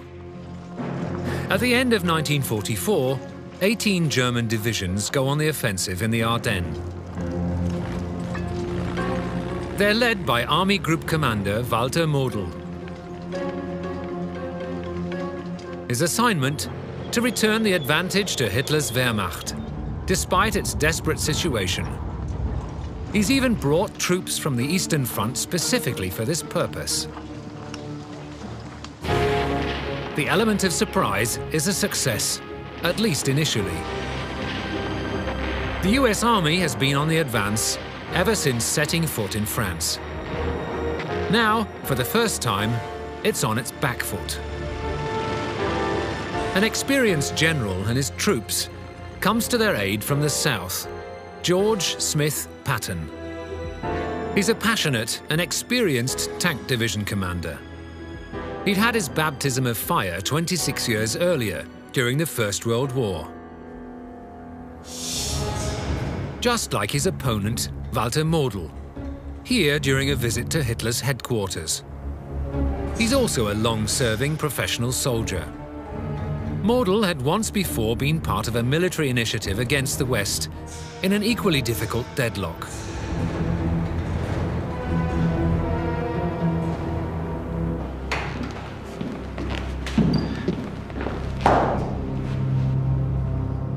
At that time, in March 1918, he was a General Staff Officer with the German Supreme Army Command. And if your plan fails, Ludendorff? Then Germany will have to perish. The 27-year-old captain looks up to his superiors Paul von Hindenburg and Erich Ludendorff. Gentlemen, we have to. At their headquarters in the Belgian resort of Spa, the army commanders plan a massive offensive for the 21st of March, 1918. It's to bring a turnabout in this 5th year of war. Its codename, Operation Michael. Hindenburg and Ludendorff appear to find it impossible to think of reaching an armistice without a German victory. Since the German invasion in 1914, the war has ground to a halt to the east of Paris. 1 million soldiers on each side, Germans in the east and French and British in the west, have been fighting each other since then, but the front line has stayed put.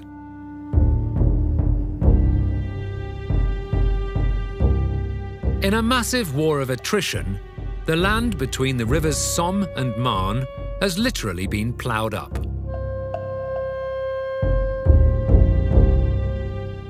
Even today, the ground bears the scars of bombs and grenades.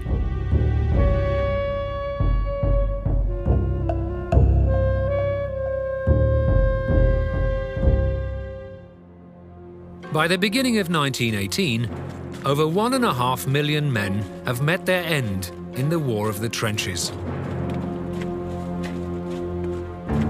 Now the frontline soldiers put all their hopes in this expected decisive battle.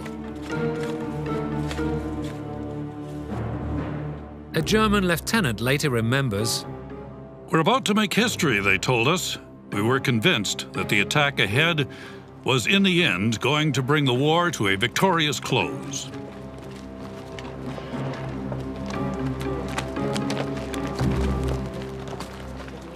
The ordinary German soldier always tried to make sense of the war, because it was quite a disastrous situation in the trenches, without food, the danger of being killed and so on and so on. This for years, no end in sight. So they tried to make sense. And in spring 1918, there was the big hope with a last offensive, a final offensive. They might win the war, and then there's peace. So the situation in spring 1918 was that they said, well, let's stay together, let's have one last effort, one last chance to end this endless war. General Staff Officer Walter Model also believes in the victory. He had fought at the front himself, but near Verdun, his leg was badly wounded. Yet he remains filled with the ambition to contribute to the success of the war effort.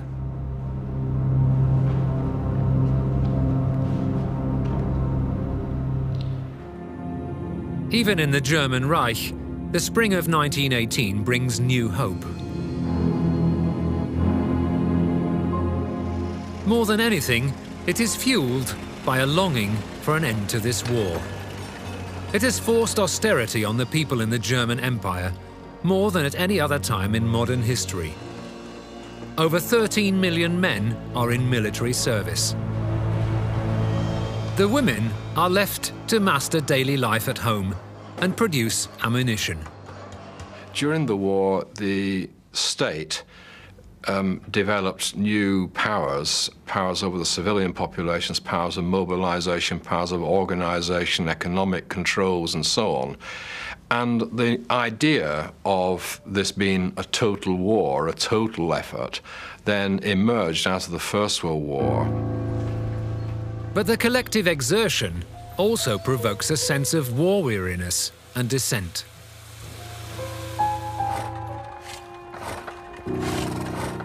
At the start of the year, hundreds of thousands go on strike.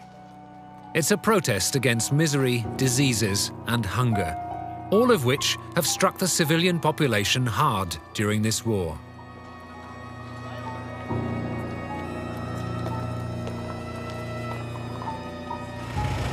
Further east, widespread discontent in the Russian Empire has led to a revolution which topples the Tsar's reign in 1917.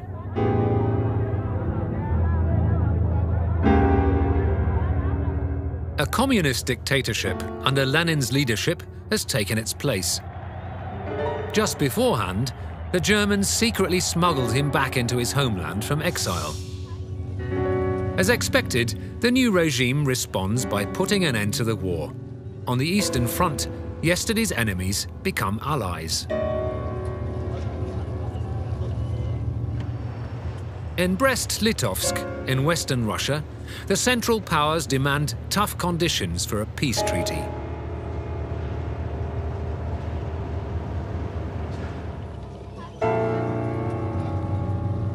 It frees the German Reich from the grip of a two-front war, 2 weeks before the planned attack in the West.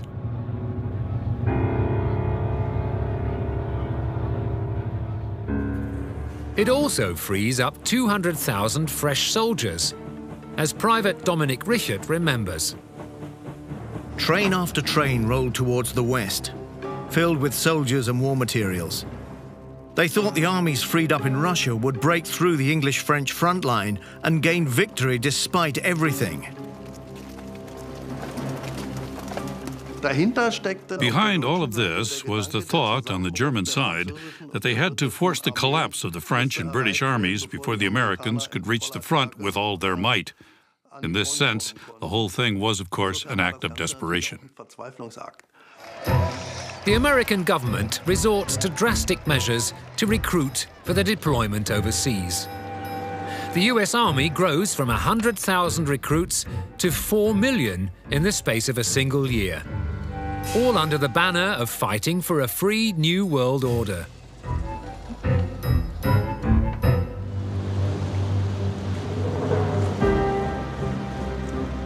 Half of them soon arrive in France's ports.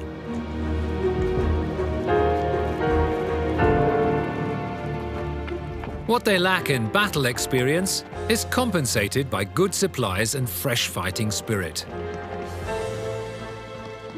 The American Expeditionary Force suffers, as the British Expeditionary Force suffered in 1914, from going from a very low base point, from being a very small army to creating a mass army for continental war in a very short space of time. Now, what that means is you can bring manpower in very quickly.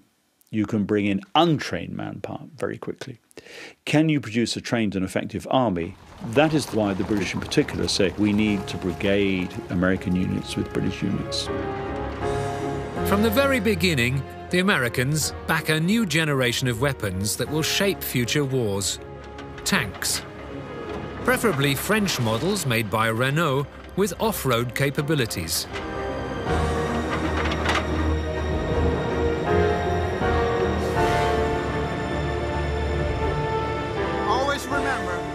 One young US officer has already realized that these are the future. George S. Patton is a pioneer of the new tank division and will later become a 4-star general in World War II.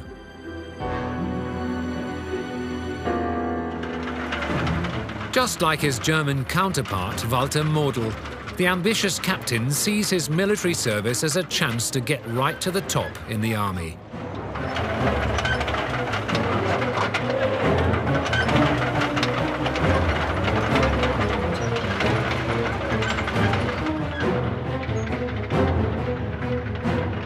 He's been drilling new recruits since the start of the year, simulating battles and training the steel battle aids.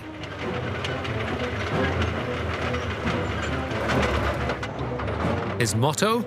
2 men in a tank can offset 10 in front of it.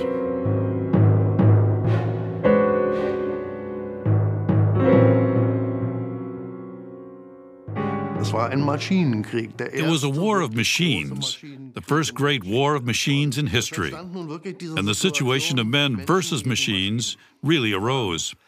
That was really a new thing.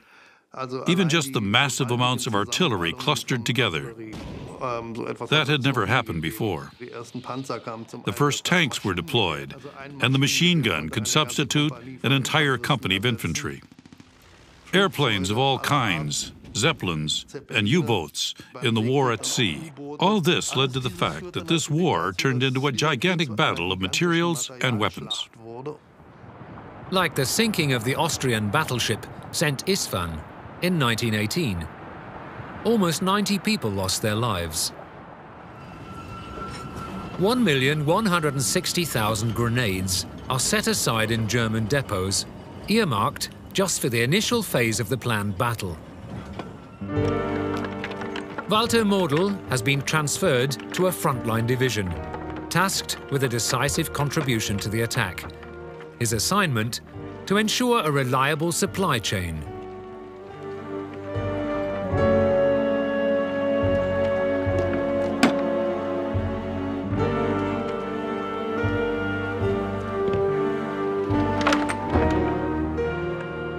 But despite the amount of material available, he can already see that the supplies will only last if they manage to make a rapid breakthrough. The planned offensive in the west is also a race against time.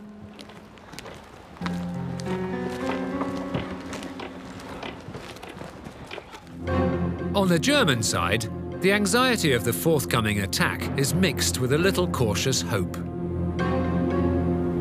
Anything seems better than spending any more time in the trenches. A German soldier writes home, "Dying by the bullet doesn't seem hard. But to be torn apart, hacked to pieces and pulped is a fear that the flesh cannot cope with." The stalemate of trench warfare is the failure of all the military strategy up to that day. And they have no answer to that. And so they just keep on doing whatever they think is best. And the political leaders don't have the courage nor the alternative to stop it. What are we sacrificing ourselves for? A French artilleryman writes, "If they could at least tell us that and not fob us off with speeches. From our perspective, we will not gain victory over the Germans, and it's the same the other way round." Further north, positions are held by soldiers from right across the British Empire. The mood on the Allied side of the line is pretty depressed, pretty low, particularly from the British point of view. The British Army has no real sense of imminent victory. In fact, if anything, the reverse. The expectation is, can they hold? Particularly when they don't know where the Michael offensive will be launched, which sector of the front. And of course, in the early part of the month, the Germans themselves haven't decided where it will be. In the attackers' trenches, hardly anyone manages to get any sleep in the hours before the order to attack.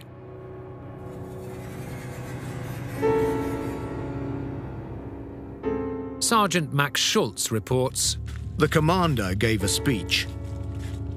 We were to participate in a great attack. It would be the last decisive battle. We trusted our generals and believed what he said. I thought of my parents and prayed that God would guide me through this thing in one piece."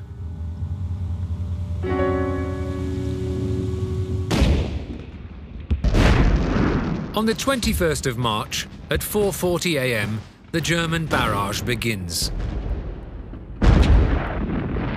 6,600 artillery pieces and 3,500 mortars reverberate along 70 kilometers of front line.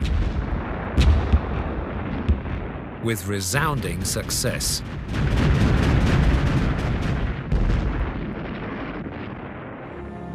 A British captain describes one of his subordinates. Achilles left a youth and returned an old man.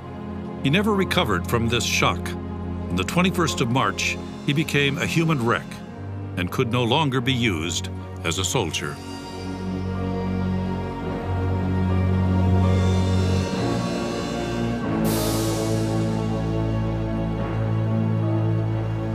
On the morning of the 21st of March 1918, the German attack started. The German artillery barrage on the British lines, on the French lines, and then the German stormtroopers attacked. And very much to the German surprise, the German stormtroopers suffered very, very heavy casualties. The British artillery was firing back. It was, I think, one of the costliest days in the First World War for the German side, so thousands of German soldiers getting killed, mainly by artillery. And artillery was the deadliest weapon in the First World War. 56% of German soldiers died due to artillery, and it was also, I mean, a new impact on the soldier, something which was then up to then unknown. It was then given the name of a shell shock. A British private describes the effects. Nobody can cope with a barrage for more than 3 hours without being completely worn down and deadened to it. It's a little like paralyzation. After that, when the enemy come over, they can do anything to you. I think we were sacrificed.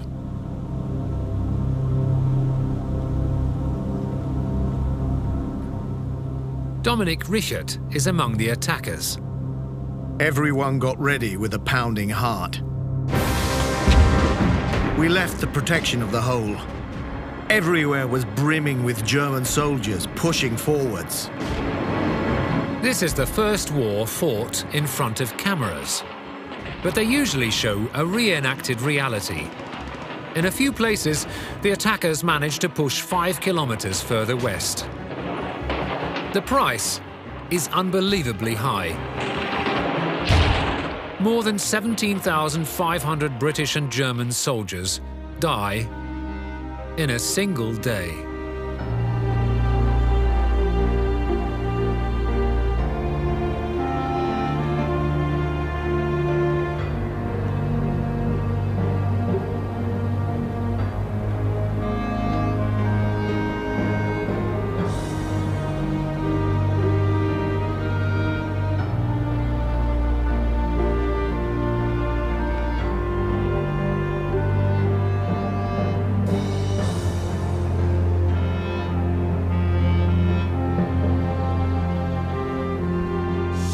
The German Supreme Command celebrates the start of the Kaiser Battle, as it is now called. Kaiser Wilhelm II awards the highest Prussian military decoration to his strategist Ludendorff. And the newly decorated general proclaims victory after just 4 days.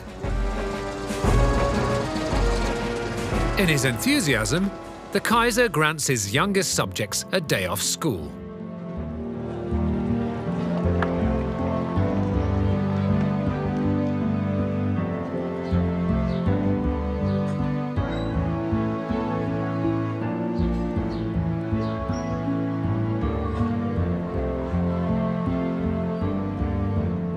The hope of a speedy victory gains ground in the German Reich. The spirit of those early days in August 1914 is coming back. reports a witness of the time in Heidelberg.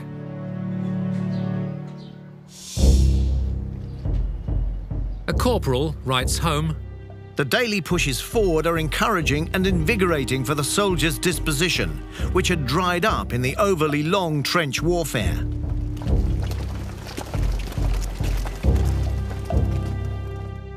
The Germans push westwards for up to 60 kilometers. They stretch the front, but they don't break through it. At least they've managed to fight their way out of their frozen positions, further than ever since 1914.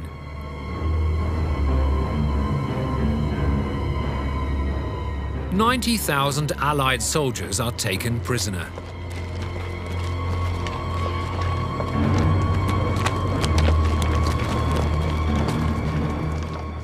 The French capital is now within reach of German artillery and bombers.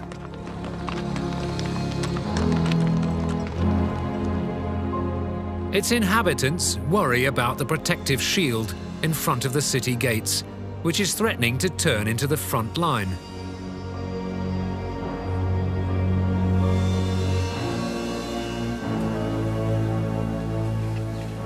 For civilians in a number of countries, this was the first time really that the war had been felt by the population. The population had been mobilized for war in a way that had never been done before. And ordinary people were aware now of the war, not just in the fact that their fathers or brothers were away at the front, but also the impact it was having on their ordinary lives. Women being conscripted for civilian work, driving buses or trams and things, working in munitions factories. All these sorts of things meant that the war now became a civilian war. Women and children leave Paris, not least because of the dire supply situation. While the German attackers indulge in the bounty of newly conquered food depots.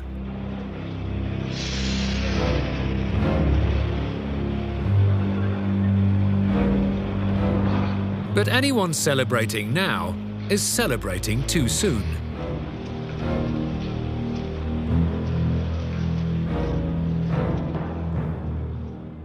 So the Germans attacked in March 1918, and they punched a hole through the British lines, and they advanced.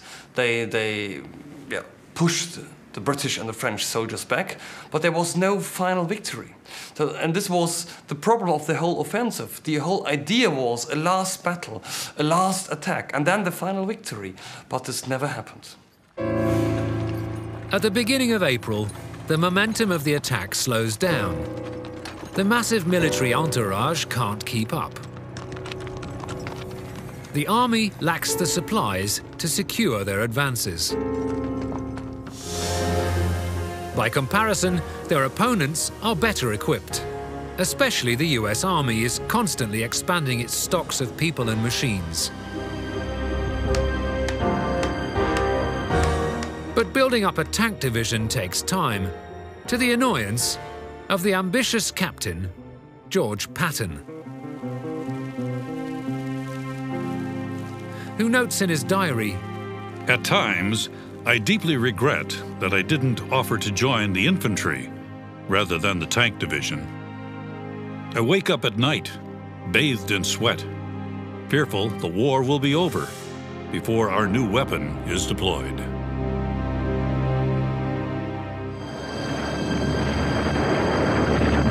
But the battle isn't won yet. With support from the air, the German army undertakes 4 further offensives at other sections of the front line in early summer. They want to force a decision. The fighting rages to excess in all elements.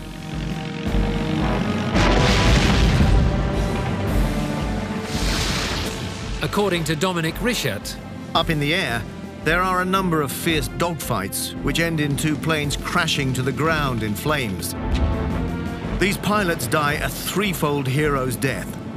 First they are shot dead, then they burn, and at the end they even smash to pieces on the ground. this man tots up the greatest number of aerial victories on the German side. Manfred von Richthofen, the Red Baron. The propaganda proclaims him as a model knight of the skies. He takes to the air for the last time on the 21st of April 1918. Hit from the ground, Richthofen crash lands. British officers bury him with military honours, but his death seems like a bad omen.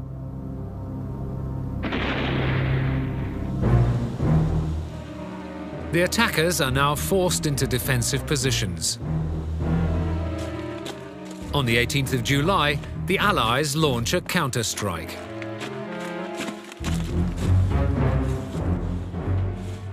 With British and American help, 13 French divisions push the Germans back towards the east. The Germans suffer the worst losses on the 8th of August. It's called the Black Day of the German Army. As a result, there are the first signs of disintegration. The number of prisoners increases dramatically. Dominic Richert describes the atmosphere. If we could only put this mess behind us, was the universal wish. I only had one thought: to be captured. At least then your life would be safe. The German soldiers in spring 1918 agreed it's worthwhile to have a last offensive. It makes sense to have a last offensive, a last battle. We must stand together to achieve the final victory. So let's come on, final battle. But then they saw they suffered so many casualties and they were not able to make it. Britain was not going to surrender, France was not going to surrender, and they saw, I mean, we tried everything. It's pointless. It's absolutely pointless. We can't make it. The war's lost. A French officer describes the prisoners. They don't talk at all. They are so weak, they don't even complain anymore. There is an immense sense of deep pain in their eyes.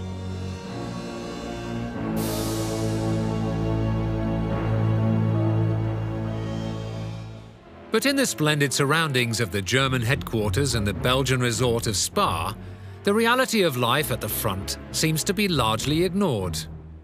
The incredible suffering caused by the war seems far removed.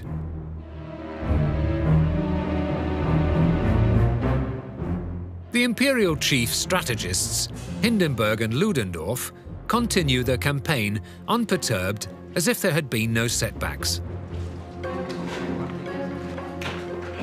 They continue to produce new battle plans, which are passed on to the fighting troops.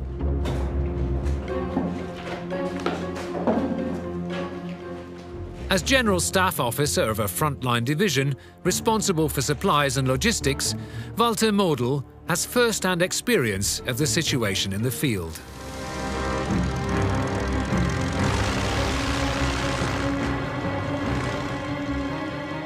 His conclusion: any victories, even those built on massive sacrifices and losses, are worth nothing if the supply chain can't keep up. Go, boy, go! Hurry up! The failed offensives take their toll on the ambitious young officer, but he retains his hope for ultimate victory.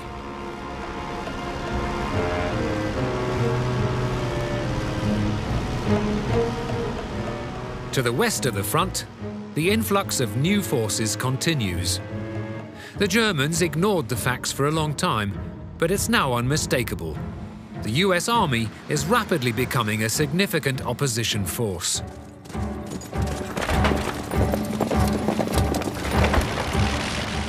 Had the US not become involved in this war, the end would have not been in sight, because France and Great Britain had by now also reached a point where they weren't really able to defeat the Germans anymore.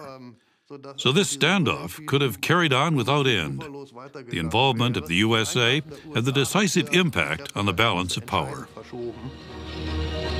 In September 1918, the time has finally come for the tank division led by George Patton. He's in the mix during the Allied offensive near Saint-Mihiel, to the south of Verdun. He's on foot, directing the approach of his 144 tanks. He's following his motto. As long as a tank is maneuverable, it has to push forward. Its presence will save the lives of hundreds of infantrymen. Even when his left leg is hit, Patton limps on until he can't continue and has to take cover in a bomb crater. His injury gives the ambitious commander the longed-for satisfaction of feeling like a war hero.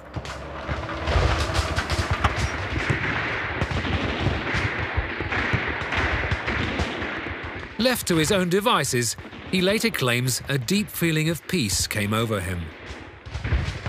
For the tank-supported US troops, the Battle of Saint-Mihiel becomes the first independently achieved success. The wounded man is recovered after a long 2 hours, once the barrage of gunfire calms down. For the tank officer who was so desperate to see action, the war is over.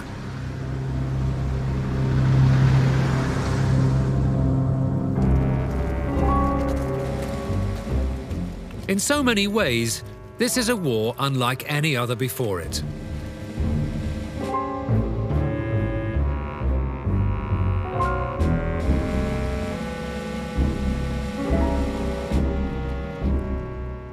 All sides are prepared to use any means available.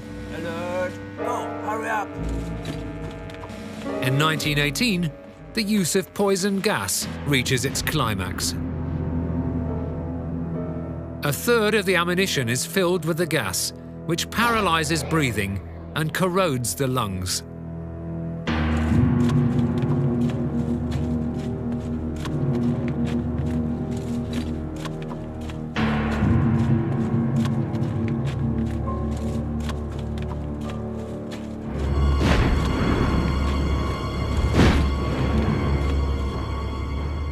On the 13th of October, a German private in Flanders is temporarily blinded by the poison gas.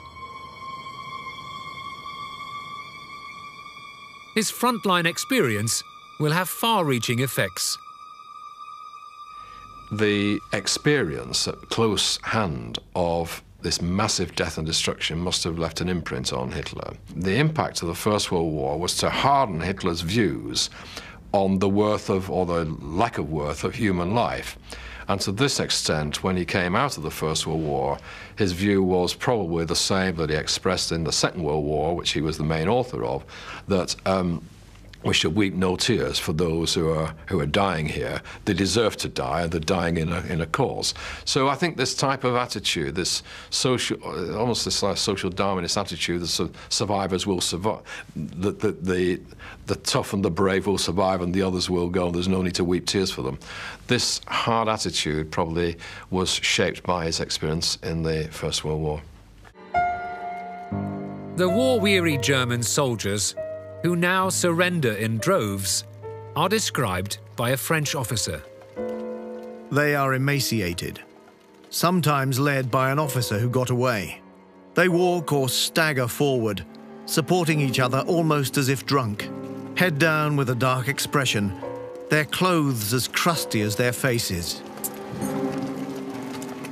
If you've spent years in this meat grinder, the point would come when you would say, "I just want to save my life now." It was noticeable that thousands of German soldiers went into captivity without putting up much resistance. That hadn't been the case before. The number of German captives in the West climbs to over 500,000. Dominic Richert is also set on escaping service at the front. I think about how sad it would be if after all this awful, terrible stuff I was forced to participate in, I would still die here. I once read, "Our soldiers die for their fatherland with a smile on their faces." What a brazen lie. Who would want to smile faced by such a dreadful death? All those who come up with such speeches should be sent to the front line. In reality, there is no sign of courage. Mortal fear takes over all other feelings, and it's only under this terrible pressure that the soldiers push forwards. I don't think there's a single man here who would stay at the front of his own free will.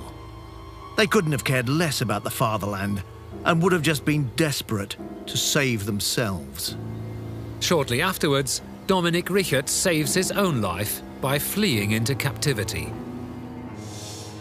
In the German Reich, there are few illusions left about the war. Hunger, shortages and epidemics, like Spanish flu, kill almost twice as many people here as all the bombs in World War II. No one is thinking of victory anymore.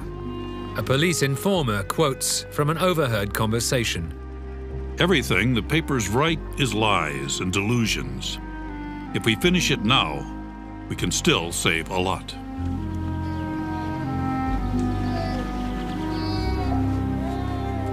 Eventually, there's a significant U-turn in the Belgian resort of Spa.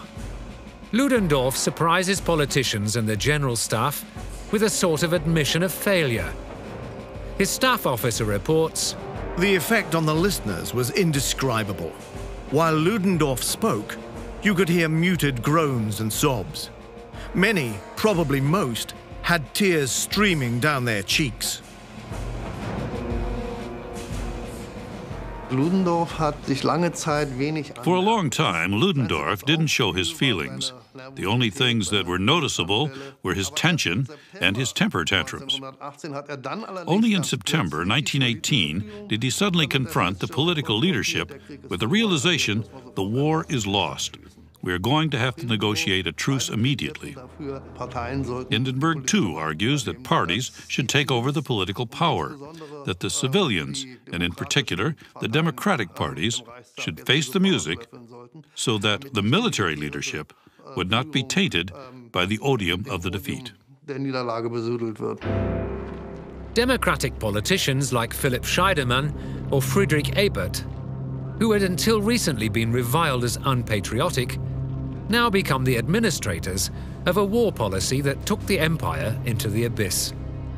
Society as a whole is going through a sea of change. In November, mutinous sailors in Kiel spark a widespread revolt by soldiers and workers against the ailing monarchy.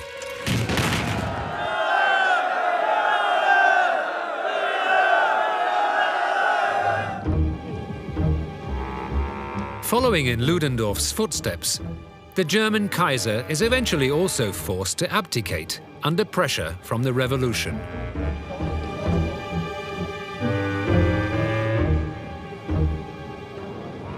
On the 9th of November, the Social Democrat Scheidemann beats the socialist Karl Liebknecht to the proclamation of the Republic.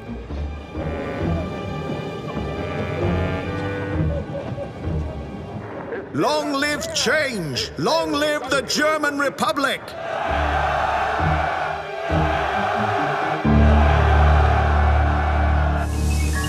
It's the 11th of November. In a lounge car in Compiègne, near Paris, the representatives of this new democracy, many of whom were anything but in favor of the costly trench warfare, now sign the truce on behalf of the German Reich, rather than those responsible, the military leaders. That's why many compatriots later see them as the initiators of the defeat. The Allied negotiators wear uniform, and they leave the venue victorious. General Staff Officer Walter Model is hit abruptly by the end of the war, like a slap in the face.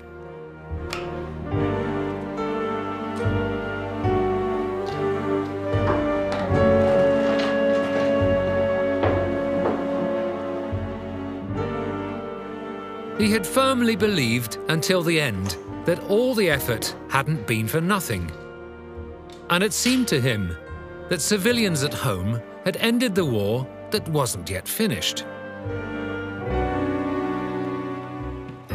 Should the Allies not have properly defeated the Germans instead of making peace with them?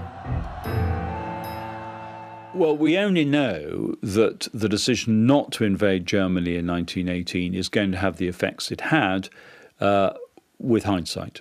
And of course, some people were able to anticipate what might come, that Germany wouldn't feel the full force of military defeat as a consequence of the decision to stop short. What we have to remember is that by the autumn of 1918, the Allies logistically had run out of the capability to continue the advance. The relief is felt on all sides. A German soldier gives his impressions of the truce. All of a sudden, it stopped. There was deadly silence. We felt like newborns. The sun was out and the world was green. We regained hope. We would go home.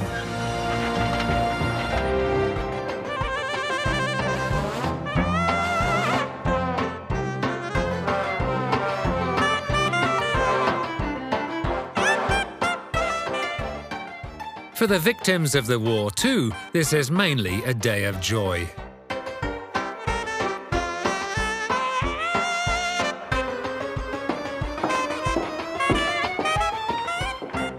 On the 11th of November, the convalescent tank officer Patton laconically notes in his diary, "I'm finally rid of my bandage. Have written a peace poem. Instead of these war trains, the little lives will blossom as before. Pale bloom of creatures, all too weak to bear the light of war."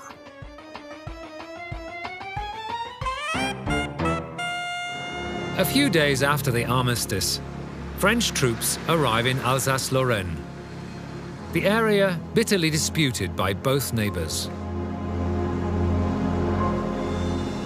To avoid any future conflicts, the Allies create a buffer zone by occupying the region to the left of the Rhine, as well as the shorelines opposite Mainz, Koblenz, and Cologne. But what is first in the thoughts of most people on all sides of the borders is the end of a hopeless mass killing.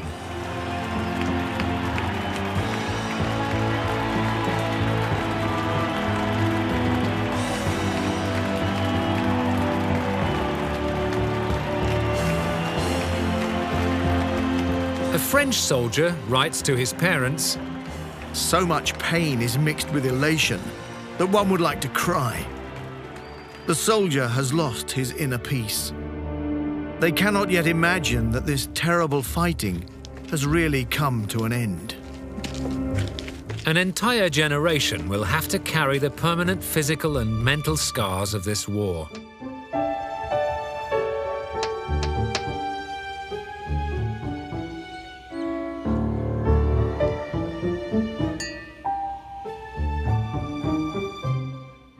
Almost 9 million dead, including 2 million Germans, are left in the fiercely contested ground of the battlefields across the world.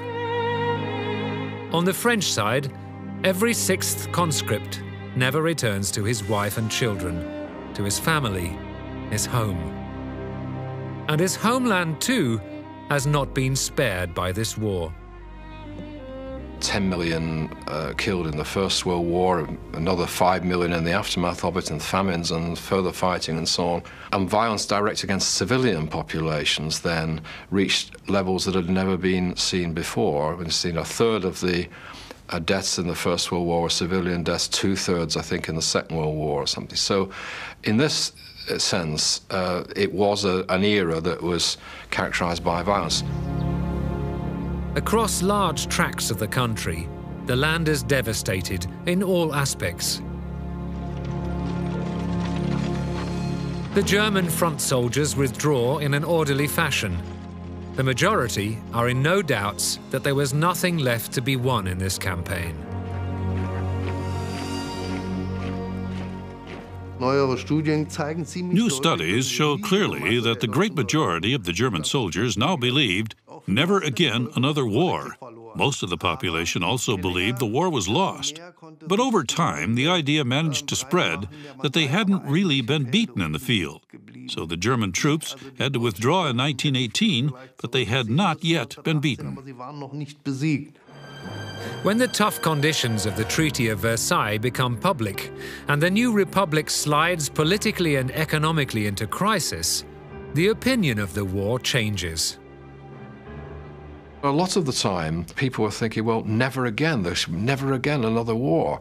But the Nazi grouping were thinking, well, this war ended in disaster for Germany. We need another war to undo the consequence of the First World War. That was the view that gradually won over because the National Socialists were able to gain power. Especially demagogues like Adolf Hitler feed off the discontent. We reject this continual oppression, and we won't endure the austerity. And so, following his successful campaign against France, the warlord stages the Truce of 1940 at exactly the same place as the Armistice of November 1918. It is an act of humiliation and revenge. The German victory in 1940 was the big triumph for Germany. So they perceived it like, well, we fought 4 years against France in the First World War, and now the sons have achieved in 6 weeks what the fathers could not reach in the First World War in 4 years. Hitler's teachings from his war experiences are now doctrine. Of course, Hitler's views were to some extent formed in the First World War, shaped by them. So the notion that he comes out with that another war will be fought and this war will be fought to the end now and there'll be no capitulation as there was in the First World War, his entire leitmotif of his entire so-called career was that there could never be a repeat of what he called the cowardly capitulation of 1918. And in this sense, he was consistent in that the next time there's a defeat, Germany will then cease to exist. And in that sense, the German people don't deserve to survive because they haven't been proved to be strong enough. And the German people deserve to disappear. Hitler's all-or-nothing doctrine is shared by his Field Marshal Model. The passionate professional soldier wants to avoid a repeat of 1918 at all costs, even when the desperate 1944 attempt to break through the Ardennes ends in a debacle with over 10,000 dead and 22,000 captive Wehrmacht soldiers. US Tank Division General Patton triumphs on this occasion. Even in 1945, Model continues to cling to his perseverance dogma. As such, he is typical of his generation of generals.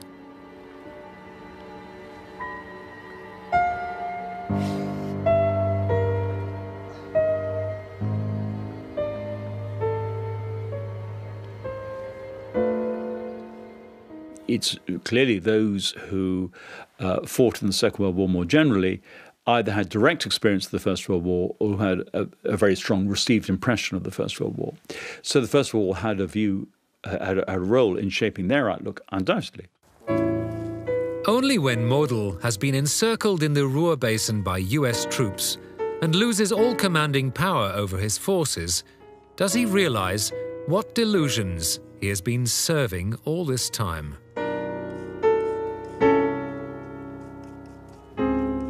Now, when all is lost, he withdraws from facing his responsibility by committing suicide.